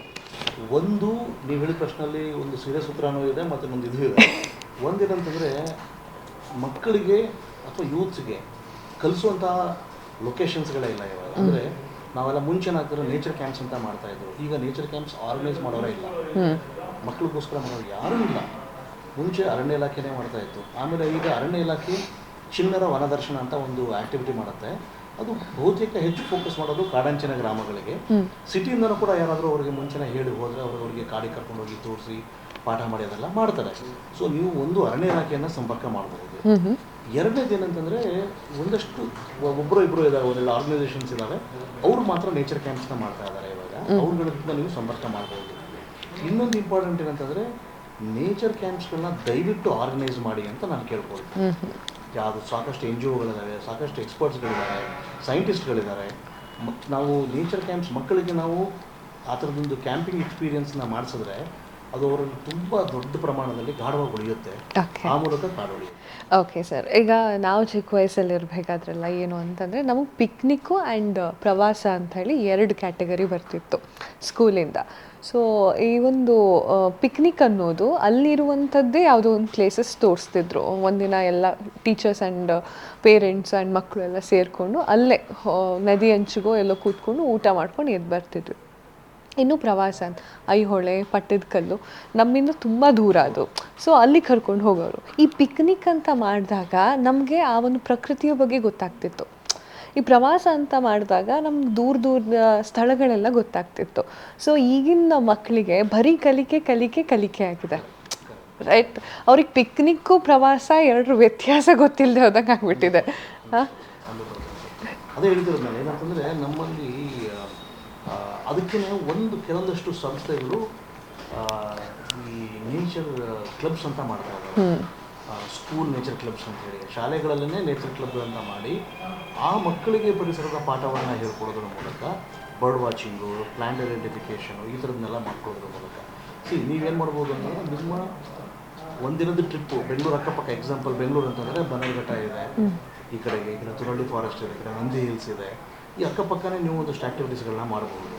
ದೂರ ಹೋಗಬೇಕು ಅಂದರೆ ಬಂಡೀಪುರ ನಾಗರಹೊಳೆ ಹೋಗ್ಬೋದು, ಅದರಲ್ಲೇನು ಇದಿಲ್ಲ. ಬಟ್ ಅದನ್ನು ಮಕ್ಕಳಿಗೆ ನೀವು ಹೇಳ್ಕೊಡ್ಬೇಕಂದ್ರೆ ಏನು ಯಾತಕ್ಕೆ ಕರ್ಕೊಂಡು ಹೋಗ್ತಾರೆ, ಪರ್ಪಸ್ ಆಫ್ ಯುವರ್ ವಿಸಿಟ್ ಇದೆಯಲ್ಲ, ಜಸ್ಟ್ ಒಂದು ಮಕ್ಕಳಿಗೊಂದು ಚೇಂಜ್ ಆಗಲಿ ಅಂತ ಅನ್ನೋದನ್ನು ಮಾಡೋದಕ್ಕಲ್ಲ. ಅವ್ರಿಗೊಂದು ಬದಲಾವಣೆ ಬೇಕಪ್ಪ, ನಾವು ದಿನ ಪಾಠ ಮಾಡ್ತಿರ್ತೀವಿ, ವರ್ಷದಲ್ಲಿ ಒಂದು ಸತಿ ಅವ್ರಿಗೆ ಟ್ರಿಪ್ ಕರ್ಕೊಂಡು ಹೋಗಿ ಬಂದ್ಬಿಡೋಣ ಅಂತ. ಅದಕ್ಕೆ ಹೇಳೋದು ಪ್ರವಾಸ ಇದೆಯಲ್ಲ, ದೇಶ ಸುತ್ತಿ ನೋಡು, ಕೋಶ ಓದಿ ನೋಡಿ ಅಂತ ಯಾಕೆ ಹೇಳಿದ್ದಾರೆ ಅಂತಂದರೆ, ಪುಸ್ತಕದಲ್ಲಿ ಓದಾಗ ಎಷ್ಟು ನಾಲೆಡ್ಜ್ ಬರುತ್ತೋ ಅಷ್ಟೇ ನಾಲೆಡ್ಜು ನಾವು ಸ್ಥಳಗಳನ್ನು ನೋಡಿದಾಗ ಕೂಡ ಬರುತ್ತೆ. ಓಕೆ, ನಿಮ್ಮ ಫೇವ್ರೇಟ್ ಆಗಿರೋ ಆ್ಯನಿಮಲ್ ಯಾವುದು? ಇಡೀ ಕಾಡು ನನ್ನ ಫೇವ್ರೇಟು, ಬಟ್ ಅದರಲ್ಲಿ ಹುಲಿ ನಾ ಎಷ್ಟು ಇಷ್ಟ. ಯಾಕೆ? ಹುಲಿ ಅದರದ್ದು ನೀವು ನೋಡಿದ್ರಲ್ಲ ನಿಮಗೆ ಹುಲಿ, ನಾನು ನಿಮಗೆ ಹೇಳ್ತೀನಿ ಹುಲಿ ನೋಡಿದಾಗ ನಿಮ್ಗೆ ಇಷ್ಟ ಆಗಲ್ಲ ಹುಲಿ ಸಿಂಹ ಇನ್ನೂ ಚೆನ್ನಾಗಿರುತ್ತಲ್ಲ ಸರ್. ಆ ಥರ ಹುಲಿನೂ ಚೆನ್ನಾಗಿದೆ, ಸಿಂಹನೂ ಚೆನ್ನಾಗಿದೆ, ಇಲ್ಲ ಅಂತಲ್ಲ. ಬಟ್ ಎಕಲಾಜಿಕಲ್ ಬ್ಯಾಲೆನ್ಸ್ ದೃಷ್ಟಿಯಿಂದ ಅಥವಾ ಇದರದ್ದು ಬೇರೆ ದೃಷ್ಟಿಯಿಂದ ನೋಡಿದಾಗ ಸಿಂಹಗಳ ಸಂಖ್ಯೆ ತುಂಬಾ ಕಡಿಮೆ ಆಗೋಗಿದೆ. ಸಿಂಹಗಳನ್ನು ಸಂರಕ್ಷಣೆ ತುಂಬ ದೊಡ್ಡ ಪ್ರಮಾಣದಲ್ಲಿ ನಡೀತಾ ಇದೆ ಕೆಲಸ. ಬಟ್ ಭಾರತದ ದೃಷ್ಟಿಕೋನದಲ್ಲಿ ನೋಡಿದಾಗ ಭಾರತದ ಕಾಡುಗಳು, ಭಾರತದ ನದಿಗಳು, ಭಾರತದ ಪರಿಸರ ಸಂರಕ್ಷಣೆಯಲ್ಲಿ ಹುಲಿಗಳ ಪಾತ್ರ ತುಂಬ ದೊಡ್ಡದಾಗಿದೆ. ಯಾಕಂದರೆ ದೇಶಾದ್ಯಂತ ಹರಡಿಕೊಂಡಿರುವಂತಹ ಹುಲಿ ಸಂರಕ್ಷಿತ ಪ್ರದೇಶಗಳಿದಾವಲ್ಲ, ಅಲ್ಲೆಲ್ಲದರಲ್ಲೂ ಹುಲಿ ತುಂಬ ದೊಡ್ಡ ಪ್ರಮಾಣದ ಪಾತ್ರವನ್ನು ನಿರ್ವಹಣೆ ಮಾಡ್ತಾ ಇದೆ. ಸೊ ಹಾಗಾಗಿ ಹುಲಿ ಇಷ್ಟ. ಸೊ ಈ ಹುಲಿ ಅಂತ ಹೇಳಿದ್ರೆ ನಾವು ಆವಾಗಲೇ ಮಾತಾಡಿದ್ವಿ, ಡಿಸ್ಕಸ್ ಮಾಡಿದ್ವಿ, 5 ಹುಲಿಗಳನ್ನು ವಿಷ ಹಾಕಿ ಸಾಯಿಸ್ತಾರೆ. ಸರ್, ಆ 5 ಹುಲಿಯನ್ನು ವಿಷ ಇಕ್ಕಿ ಸಾಯಿಸಬೇಕಾದ್ರೆ ಈ ಹುಲಿ ಸಂರಕ್ಷಣೆ ಎನ್ನುವಂಥ ತಲೆ ಒಂದೇ ಇಲ್ವ ಅಂತ, ರೈಟ್? ಯಾಕಂತಂದರೆ ಹುಲಿ ನಮ್ಮ ಒಂದು ಪ್ರಕೃತಿಗೆ ತುಂಬ ಮುಖ್ಯ. ಸೊ ಆದರೂ ಅದನ್ನೆಲ್ಲ ಮೀರಿ ವಿಷ ಹಾಕಿ ಸಾಯಿಸ್ತಾರಲ್ವ, ಯಾವ ಸಂಸ್ಕೃತಿನ ಎತ್ತು ತೋರಿಸ್ತಾ ಇದ್ದಾರೆ ಅಂತ ಗೊತ್ತಾಗ್ತಾ ಇಲ್ಲ. ಏನಾಗುತ್ತೆ, ನಮ್ಮಲ್ಲಿ ಒಂದಷ್ಟು ಜನ ಹಿರಿಯ ವಿಜ್ಞಾನಿಗಳೆಲ್ಲ ಹೇಳಿದಾರಲ್ಲ, ಏನಂತಂದರೆ ಅಂದರೆ ಒಟ್ಟಾರೆ ಮನುಷ್ಯ ಹೆಂಗೆ ನೋಡ್ತಾನೆ ಅಂದರೆ ಇಡೀ ಪರಿಸರವನ್ನು ತನಗಿದ ಅನುಕೂಲ, ತನ್ನ ಲಾಭ ಆಗಬೇಕು ಅಷ್ಟೇ, ಅದು ಬಿಟ್ಟರೆ ಇನ್ನೇನೂ ಇಲ್ಲ. ನಾವು ಅದನ್ನು ಬೇರೆ ಬೇರೆ ಥರ ಯೋಚನೆ ಮಾಡ್ತಾ ಇರ್ತೀವಿ ಅಷ್ಟೇ. ಕಾಡಕ್ಕಪಕ್ಕ ಇರುವಂತಹ ಹಳ್ಳಿಗಳಾಗಿರ್ಬೋದು ಅಥವಾ ಜನ, ನಾವು ಎಲ್ಲರೂ ಅವರು ಜನನೇ, ಅವನಿಗೇನು ಲಾಭ ಆಗಲಿ ಹುಲಿ ಇರೋದ್ರಿಂದ? ಇಲ್ಲ, ನನಗೆ ನನ್ನ ನನ್ನ ಹಸುನ ಹೊಡಿತು, ನಾನು ವಿಷ ಹಾಕಿದೆ, ನನಗೆ ಲಾಸ್ ಆಯಿತು. ಸೊ ನಾವು ಅದನ್ನು ಹೇಳ್ತಿರೋದು ಏನಂತಂದರೆ, ಅದಕ್ಕೆ ಈಗ ಟೈಗರ್ದೇನಿದೆ, ಹುಲಿ ಅನ್ನೋದಿದೆಯಲ್ಲ, ಅದನ್ನು ನಮ್ಮ ಆಹಾರ ಸರಪಳಿಯಲ್ಲಿ ಅಗ್ರ ಪರಭಕ್ಷಕ ಪ್ರಾಣಿ ಅಂತ ಹೇಳ್ತಾರೆ, ಅಂದರೆ ಅಪೆಕ್ಸ್ ಪ್ರಿಡೇಟರ್ ಅಂತೇಳಿ. ಸೊ ಆ ಹುಲಿಯ ಸಂರಕ್ಷಣೆ ಆದರೆ ಇಡೀ ಕಾಡಿನ ಸಂರಕ್ಷಣೆ ಆಗುತ್ತೆ ಅಂತ. ಈಗ ಇನ್ನೊಂದು ಹೊಸ ವ್ಯಾಖ್ಯಾನ ಏನಂತಂದರೆ ಟೈಗರ್ ಟೂರಿಸಮ್. ಹೀಗೆ ಹುಲಿಯ ಆರ್ಥಿಕತೆ, ಅಂದರೆ ಹುಲಿಯ ಸುತ್ತ ಡೆವಲಪ್ ಆಗಿರೋ ಆರ್ಥಿಕತೆ ಹೇಗೆ ಕಾಡಂಚಿನ ಜನಗಳನ್ನ ಸಪೋರ್ಟ್ ಮಾಡ್ತಾ ಇದೆ ಅಂತ ನಮಗೆ. ಸೊ ಹುಲಿ ಕಾಡಲ್ಲಿ ಇರೋದ್ರಿಂದ ನನಗೆ ಅನುಕೂಲ ಆಗಿದೆ ಅಂತ ಎಲ್ಲಿ ತನಕ ಕಾಡಂಚಿನ ಹಳ್ಳಿಯವರಿಗೆ, ರೈತರಿಗೆ ಅನಿಸಲ್ಲ, ಅಲ್ಲಿ ತನಕ ಅವ್ರಿಗೆ ಅದು ಹುಲಿ ಸಾವು ಅಥವಾ ಅದರ ಉಳಿವು ಏನು ಅನ್ಸೋದೇ ಇಲ್ಲ. ಹುಲಿ ಕಾಡಲ್ಲಿದ್ದರೆ ನನಗೆ ಅನುಕೂಲ ಆಗುತ್ತೆ ಅಂತ ಹೇಳಿ ಎಲ್ಲರೂ ಸಂರಕ್ಷಣೆ ಮಾಡ್ತಾರೆ. ಆ ಕೆಲಸ ಆಗಬೇಕು. ಓಕೆ. ಸೊ ಈ ವನ್ಯಜೀವಿಯ ಬಗ್ಗೆ, ಕಾಡಿನ ಬಗ್ಗೆ ತುಂಬ ಇನ್ಫಾರ್ಮೇಷನ್ನ ಕೊಟ್ಟರೆ. ನೀವು ಪತ್ರಕರ್ತರಾಗಿರೋದ್ರಿಂದ ನನ್ನ ಪ್ರಶ್ನೆ, ಈಗ ಬರ್ತಿರುವಂಥ ಪತ್ರಕರ್ತರು, ಯುವ ಪತ್ರಕರ್ತರು, ದೇಶಕ್ಕೆ ಒಂದೊಳ್ಳೆ ಹೆಸರನ್ನು ತೆಗೆದುಕೊಂಡು ಬರುವಂತಹ ಒಂದೊಳ್ಳೆ ಪತ್ರಕರ್ತರಿಗೆ ಏನು ಹೇಳ್ತೀರಿ? ಅಲ್ಲ, ಒಂದು ಪತ್ರಿಕೋದ್ಯಮ ಅಥವಾ ಪತ್ರಕರ್ತರಾಗೋದೇ ಒಂದು ಅದೃಷ್ಟದ ಕೆಲಸ ನನ್ನ ಪ್ರಕಾರ. ಏಕೆಂದರೆ ನಾವು ತುಂಬ ನೋಡಿದ್ದೀವಲ್ಲ, ಈ ಬೇರೆ ಎಲ್ಲ ಪ್ರೊಫೆಷನ್ಗೂ ಕಂಪೇರ್ ಮಾಡಿದ್ರೆ ಮೀಡಿಯಾ ಇಸ್ ವೆರಿ ಒಂದು ಪವರ್ಫುಲ್. ಎರಡನೇದು, ನಮಗೆ ಸಿಗುವಷ್ಟು ಅವಕಾಶಗಳು ಜನಗಳಲ್ಲಿ ಇಡೀ ಸಮಾಜವನ್ನು ನಾವು ಅರ್ಥ ಮಾಡ್ಕೊಳ್ಳೋಕ್ಕಾಗೋಷ್ಟು ಬೇರೆಯವ್ರು ಅರ್ಥ ಮಾಡ್ಕೊಳ್ಳೋಕ್ಕಾಗಲ್ಲ, ಅಷ್ಟು ಅವಕಾಶಗಳನ್ನು ಕೊಡುತ್ತೆ ಇದು. ಮತ್ತು ಅಷ್ಟೇ ಪರಿಣಾಮಕಾರಿಯಾಗಿ ಕೆಲಸ ಮಾಡೋದಕ್ಕೆ ಅವಕಾಶ ಕೊಡುತ್ತೆ, ಬೇರೆ ಯಾರಿಗೂ ಆಗಲ್ಲ. ನೀವು ಯಾರಿಗೆ ನೋಡಿ, ಅಲ್ಲಿ ಲಿಮಿಟೇಷನ್ಸ್ ಇರುತ್ತೆ. ಪತ್ರಕರ್ತನಿಗೆ ಮಾತ್ರ ಲಿಮಿಟೇಷನ್ಸ್ ಇರಲ್ಲ ಯಾವತ್ತೂ. ರಾಜಕಾರಣಿಗಿರ್ಬೋದು, ಅಧಿಕಾರಿಗಿರ್ಬೋದು, ಎಲ್ರಿಗೂ ಲಿಮಿಟೇಷನ್ಸ್ ಇರುತ್ತೆ. ಪತ್ರಕರ್ತರಿಗೆ ಲಿಮಿಟೇಷನ್ಸ್ ಇಲ್ಲ. ಹಾಗಾಗಿ ಇದು ತುಂಬ ಅಂದರೆ ತುಂಬ ಪವಿತ್ರವಾದ ಮತ್ತು ಮೋಸ್ಟ್ ಇಂಪಾರ್ಟೆಂಟ್ ಇದು ಪ್ರೊಫೆಷನ್, ಇದು ವೃತ್ತಿ. ಓಕೆ, ಅದನ್ನು ನೀವು ವೃತ್ತಿ ಅಂದ್ಕೊಬಿಡಿ, ಪ್ರವೃತ್ತಿ ಅಂತ ಅಂದ್ಕೊಂಡು ಕೆಲಸ ಮಾಡಿದ್ರೆ ಭಾಳ ಒಳ್ಳೆಯದು. ಎರಡನೇದು, ನೀವು ಕಾಂಟ್ರಿಬ್ಯೂಟ್, ಕಂಟೆಂಟ್ ಈಸ್ ಕಿಂಗ್. ಇವಾಗಲ್ಲ, ಮುಂಚೆಂದೂ content is king always. So ಎಷ್ಟು ಸತ್ವ ಇರುತ್ತೆ ಅಷ್ಟು ಪರಿಣಾಮಕಾರಿಯಾಗಿರುವಂತಹ ಲೇಖನಗಳು, ವರದಿಗಳು ಬರ್ತಾ ಹೋಗ್ತವೆ. ಅದಷ್ಟು ನಮ್ಮ ಸಮಾಜದ ಮೇಲೆ ಇಂಪ್ಯಾಕ್ಟ್ ಮಾಡ್ತಾ ಹೋಗುತ್ತೆ. ಸೊ ಹಾಗಾಗಿ ಗಟ್ಟಿಯಾಗಿ ಓದಿ, ಗಟ್ಟಿಯಾಗಿ ತಿಳ್ಕೊಳ್ಳಿ, ಗಟ್ಟಿಯಾಗಿ ಬರೆದ್ರೆ ಚೆನ್ನಾಗಿ. ಸರ್, ಈ ಒಂದು ಮಾತನ್ನು ನಾನು ಮೆನ್ಷನ್ ಮಾಡಬೇಕು. ನಾವು ಕಾಲೇಜಲ್ಲಿ ಇರ್ಬೇಕಾದ್ರೆ ಈ ಮಾತನ್ನು ತುಂಬ ಹೇಳ್ತಾಯಿದ್ರು. ನಿಮಗೆ ದುಡ್ಡು ಮಾಡಬೇಕು ಅನ್ನೋ ಕ್ಷೇತ್ರ ಏನಾದ್ರು ಬೇಕು ಅಂತಂದರೆ ಮೊದಲು ದಯವಿಟ್ಟು ಇಲ್ಲಿಂದ ಹೊರಟ್ಬಿಡಿ, ಪತ್ರಿಕೋದ್ಯಮದಿಂದ ಹೊರಟ್ಬಿಡಿ, ಯಾವುದೋ ಬಿಸ್ನೆಸ್ ಹಾಕ್ಕೊಳ್ಳಿ ಅಥವಾ ಬೇರೆ ಎಲ್ಲೋ ಹೋಗಿ ದುಡ್ದುಬಿಡಿ. ನಿಮಗೆ ಪ್ಯಾಷನ್ ಇದೆ, ನಾನೇನಾದರೂ ಒಂದು ಮಾಡಬೇಕು ಅಂತಂದರೆ ವೆಲ್ಕಮ್ ಮಾಡ್ತೀವಿ ನಾವು, ಬಂದುಬಿಡಿ ಅಂತ. ಒಂದು ಪತ್ರಿಕೋದ್ಯಮ ಅಂತಂದರೆ ಅಥವಾ ಪತ್ರಿಕಾ ರಂಗ ಅಂತಂದ್ರೆ ಹೇಗಿದೆ ಅಂತಂದರೆ, ಈಗ ಸ್ವಲ್ಪ ಸ್ಯಾಲ್ರಿ ಎಲ್ಲ ಚೆನ್ನಾಗಿದೆ. ಮುಂಚೆ ಭಾಳ ಕಡಿಮೆ ಸ್ಯಾಲ್ರಿ ಇರೋದು. ಮುಂಚೆ ಪತ್ರಿಕಾ ಕ್ಷೇತ್ರಕ್ಕೆ ಬರ್ತಾ ಇದ್ದವರೆಲ್ಲರೂ ಸರ್ವಿಸ್ ಓರಿಯೆಂಟೆಡ್ ಆಗೇ ಬರ್ತಾ ಇದ್ರು. ಜಾಬ್ ಕೂಡ ಇತ್ತು ಅದರಲ್ಲಿ, ಇಲ್ಲ ಅಂತಲ್ಲ, ಅಥವಾ ಅಂದರೆ ಉದ್ಯೋಗದ ದೃಷ್ಟಿಯಿಂದನೂ ಬರೋರು. ಆದರೆ ಬಹುತೇಕರು ತುಂಬ ಸ್ವಾಭಿಮಾನಿಗಳು, ತುಂಬ ಕಟ್ಟಿಟ್ಟಾಗಿರುವಂಥ ಪತ್ರಕರ್ತರೇ ಬರ್ತಾ ಇದ್ದಾರೆ. ಅಲ್ಲಿ ಇಷ್ಟು ಎಂತೆಂಥ ಎಕ್ಸಾಂಪಲ್ಸ್ ಇದಾವೆ ಅಂತಂದರೆ, ಒಂದು ಪ್ರೆಸ್ ಮೀಟಲ್ಲಿ ಒಂದು ಕಪ್ ಕಾಫಿ ಕುಡಿಯಲ್ಲ, ಒಂದು ಇಂಟರ್ವ್ಯೂಗೆ ಹೋದರೆ ಒಂದು ಏನು ಅಷ್ಟು ಕಟ್ಟಿಟ್ಟಾಗಿರುವಂತಹ ಜರ್ನಲಿಸ್ಟ್ ಈಗ ಎಲ್ಲಿದ್ದಾರೆ ಸರ್? ಖಂಡಿತ ಇಲ್ಲ. ಈಗ ಅದು ಹುಡುಕಿ ತೆಗಿಬೇಕು. ಬಟ್ ಒಂದಷ್ಟು ಜನ ಇದ್ದಾರೆ, ಇಲ್ಲ ಅಂತಲ್ಲ. ಈಗ ಒಂದಷ್ಟು ಜನ ಅತ್ಯಂತ ಪ್ರಾಮಾಣಿಕವಾಗಿ ಕೆಲಸ ಮಾಡ್ತಾ ಇರೋಂಥವ್ರು ಇದ್ದೇ ಇದ್ದಾರೆ, ತಮ್ಮದೇ ಆದ ರೂಪದಲ್ಲಿ ಕಾಂಟ್ರಿಬ್ಯೂಟ್ ಮಾಡ್ತಾ ಇರೋಂಥವ್ರು ಇದ್ದೇ ಇದ್ದಾರೆ. ಬಟ್ ಹಾಗಿರೋದ್ರಿಂದನೇ ಅದು ಪತ್ರಿಕಾ ಕ್ಷೇತ್ರ ಇನ್ನೂ ಉಳ್ಕೊಂಡು ಬಂದಿರೋದು. ಈಗಲೂ ಕೂಡ ಯಾಕೆ ಅದರ ಬಗ್ಗೆ ಒಂದು ರೆಸ್ಪೆಕ್ಟ್ ಇದೆ. ಇಷ್ಟೆಲ್ಲ ಆಗಿದ್ರೆ ನಾವು ಕರಪ್ಷನ್ ಇದೆ ಅಥವಾ ಮತ್ತೊಂದು ಇದೆ ಅಂತೆಲ್ಲ ಹೇಳೋದಾದರೆ ಇದು ಹಾಗೆ ಹಾಳಾಗಬೇಕಾಗಿತ್ತು ಅಥವಾ ವೀಕ್ ಆಗ್ತಾ ಬರಬೇಕಾಗಿತ್ತು. ಬಟ್ ಇಲ್ಲ, ಇದು ಈಗಲೂ ಸ್ಟ್ರಾಂಗ್ ಆಗಿದೆ. ಇವತ್ತಿಗೂ ಮೀಡಿಯಾದಲ್ಲಿ ಬರ್ತಾ ಇರುವಂತಹ ಸ್ಟೋರಿಗಳನ್ನು ಆಧರಿಸಿ ಸಾಕಷ್ಟು ಬದಲಾವಣೆಗಳಾಗಿರುವಂಥ ಸಾಕಷ್ಟು ಉದಾಹರಣೆಗಳು ನಮ್ಮ ಮುಂದೆ ಇದೆ. Okay sir, thank you sir, thank you so much. ವನ್ಯಜೀವಿಗಳ ಬಗ್ಗೆ ಸಾಕಷ್ಟು ಹೇಳಿದ್ರಿ. ಹಾಗೆ ವನ್ಯಜೀವಿಗಳನ್ನು ನಾವು ಕೂಡ ಲವ್ ಮಾಡ್ತೀವಿ, ನಮ್ಮ ವೀಕ್ಷಕರು ಹೇಳ್ತಾರೆ ನಾವು ಕೂಡ ಲವ್ ಮಾಡ್ತೀವಿ, ಆದರೆ ದೂರದಿಂದ ಮಾತ್ರ, ಹತ್ತಿರದಿಂದ ನಾವು ಲವ್ ಮಾಡೋಕ್ಕೆ ಹೋಗಲ್ಲ ಅಂತ. ಸೊ ಒಂದಿಷ್ಟು ಕಾಡಿನ ಬಗ್ಗೆ ಹಾಗೂ ಪತ್ರಿಕೋದ್ಯಮದ ಬಗ್ಗೆ ಮಾತಾಡಿದ್ರಿ ಸರ್. ಇವತ್ತು ಈ ಒಂದು ಲಾಸ್ಟ್ ಕ್ವಶನ್ ನಂದು, ಫ್ರೀಡಮ್ ಟಿವಿಯ ಈ ಒಂದು ಪಾಡ್ಕಾಸ್ಟ್ಗೆ ಬಂದು ಹೇಗೆ ಅನ್ನಿಸ್ತು? ಫ್ರೀಡಮ್ ಟಿವಿಯ ಪಾಡ್ಕಾಸ್ಟ್ಗೆ ಬಂದು ನನಗೆ ಬಹಳ ಖುಷಿ ಆಯಿತು. ಯಾಕೆ ಅಂತಂದರೆ, ನಾನು ನಿಮ್ಮ ಚಾನಲಲ್ಲಿ ಬಂದು ಕೂತಿದ್ದೀನಿ ಅಂತ ಹೇಳ್ತಾ ಇಲ್ಲ, ನೀವು ವೈಲ್ಡ್ ಲೈಫ್ಗೆ ಅಥವಾ ಈ ಥರದೊಂದು ಸೆನ್ಸಿಟಿವ್ ಸಬ್ಜೆಕ್ಟ್ಗೆ ಸ್ಪೇಸ್ ಕೊಟ್ಟರಲ್ಲ, ಆ ಕಾರಣಕ್ಕೆ ಖುಷಿ ಆಯಿತು. ಯಾಕಂದರೆ ಇಂಥದಕ್ಕೆ ಸ್ಪೇಸ್ಗಳು ಬರಬೇಕು. ಈ ಥರದ್ದು ಸಬ್ಜೆಕ್ಟ್ಗಳಿಗೆ ಪರಿಸರ ಇಲ್ಲದೆ ನಾವಿಲ್ಲ. ನಾವು ಅದನ್ನು ತುಂಬ ಲಘುವಾಗಿ ತೊಗೊಂಡಿದ್ದೀವಿ. ಈ ಒಂದು ಹುಲಿ ಸತ್ತರೆ ಅದಕ್ಕೆ ಹುಲಿ ಸತ್ರ ಇಂಪಾರ್ಟೆಂಟಾ ಅಥವಾ ಒಂದು ಕುರಿ ಸತ್ರ ಇಂಪಾರ್ಟೆಂಟಾ ಅಂತಾನು ಕೇಳೋರಿದ್ದಾರೆ, ಅಥವಾ ಒಂದು ದನ ಸತ್ರ ಇಂಪಾರ್ಟೆಂಟಾ ಅಂತ ಕೇಳೋರಿದ್ದಾರೆ. ಕಂಪೇರ್ ಮಾಡೋಕ್ಕಾಗಲ್ಲ. ಅಂಥ ಒಂದು ಇಂಪಾರ್ಟೆಂಟ್ ಸಬ್ಜೆಕ್ಟ್ಗೆ ಸ್ಪೇಸ್ ಕೊಟ್ಟಿರೋದ್ರಿಂದ ನನಗೆ 100% ಖುಷಿ ಆಯಿತು. ಫ್ರೀಡಮ್ ಟಿವಿಯ ಪಾಡ್ಕಾಸ್ಟಿಗೆ ಬಂದು ನನಗೆ ಖುಷಿ ಆಯಿತು. Okay sir, thank you sir, thank you so much ತಮ್ಮೆಲ್ಲ ಮಾಹಿತಿಗಾಗಿ. Thank you. ಸೊ ಇದಾಗಿತ್ತು ವಿನೋದ್ ಕುಮಾರ್ ನಾಯಕ್ ಅವರ ಈ ಒಂದು ಪಾಡ್ಕಾಸ್ಟ್. ಮತ್ತಷ್ಟು ಪಾಡ್ಕಾಸ್ಟ್ಗಳ ಜೊತೆಗೆ ಬರ್ತೀವಿ. ಅಲ್ಲಿವರೆಗೂ ನೋಡ್ತಾ ಇರಿ ಫ್ರೀಡಮ್ ಟಿವಿ.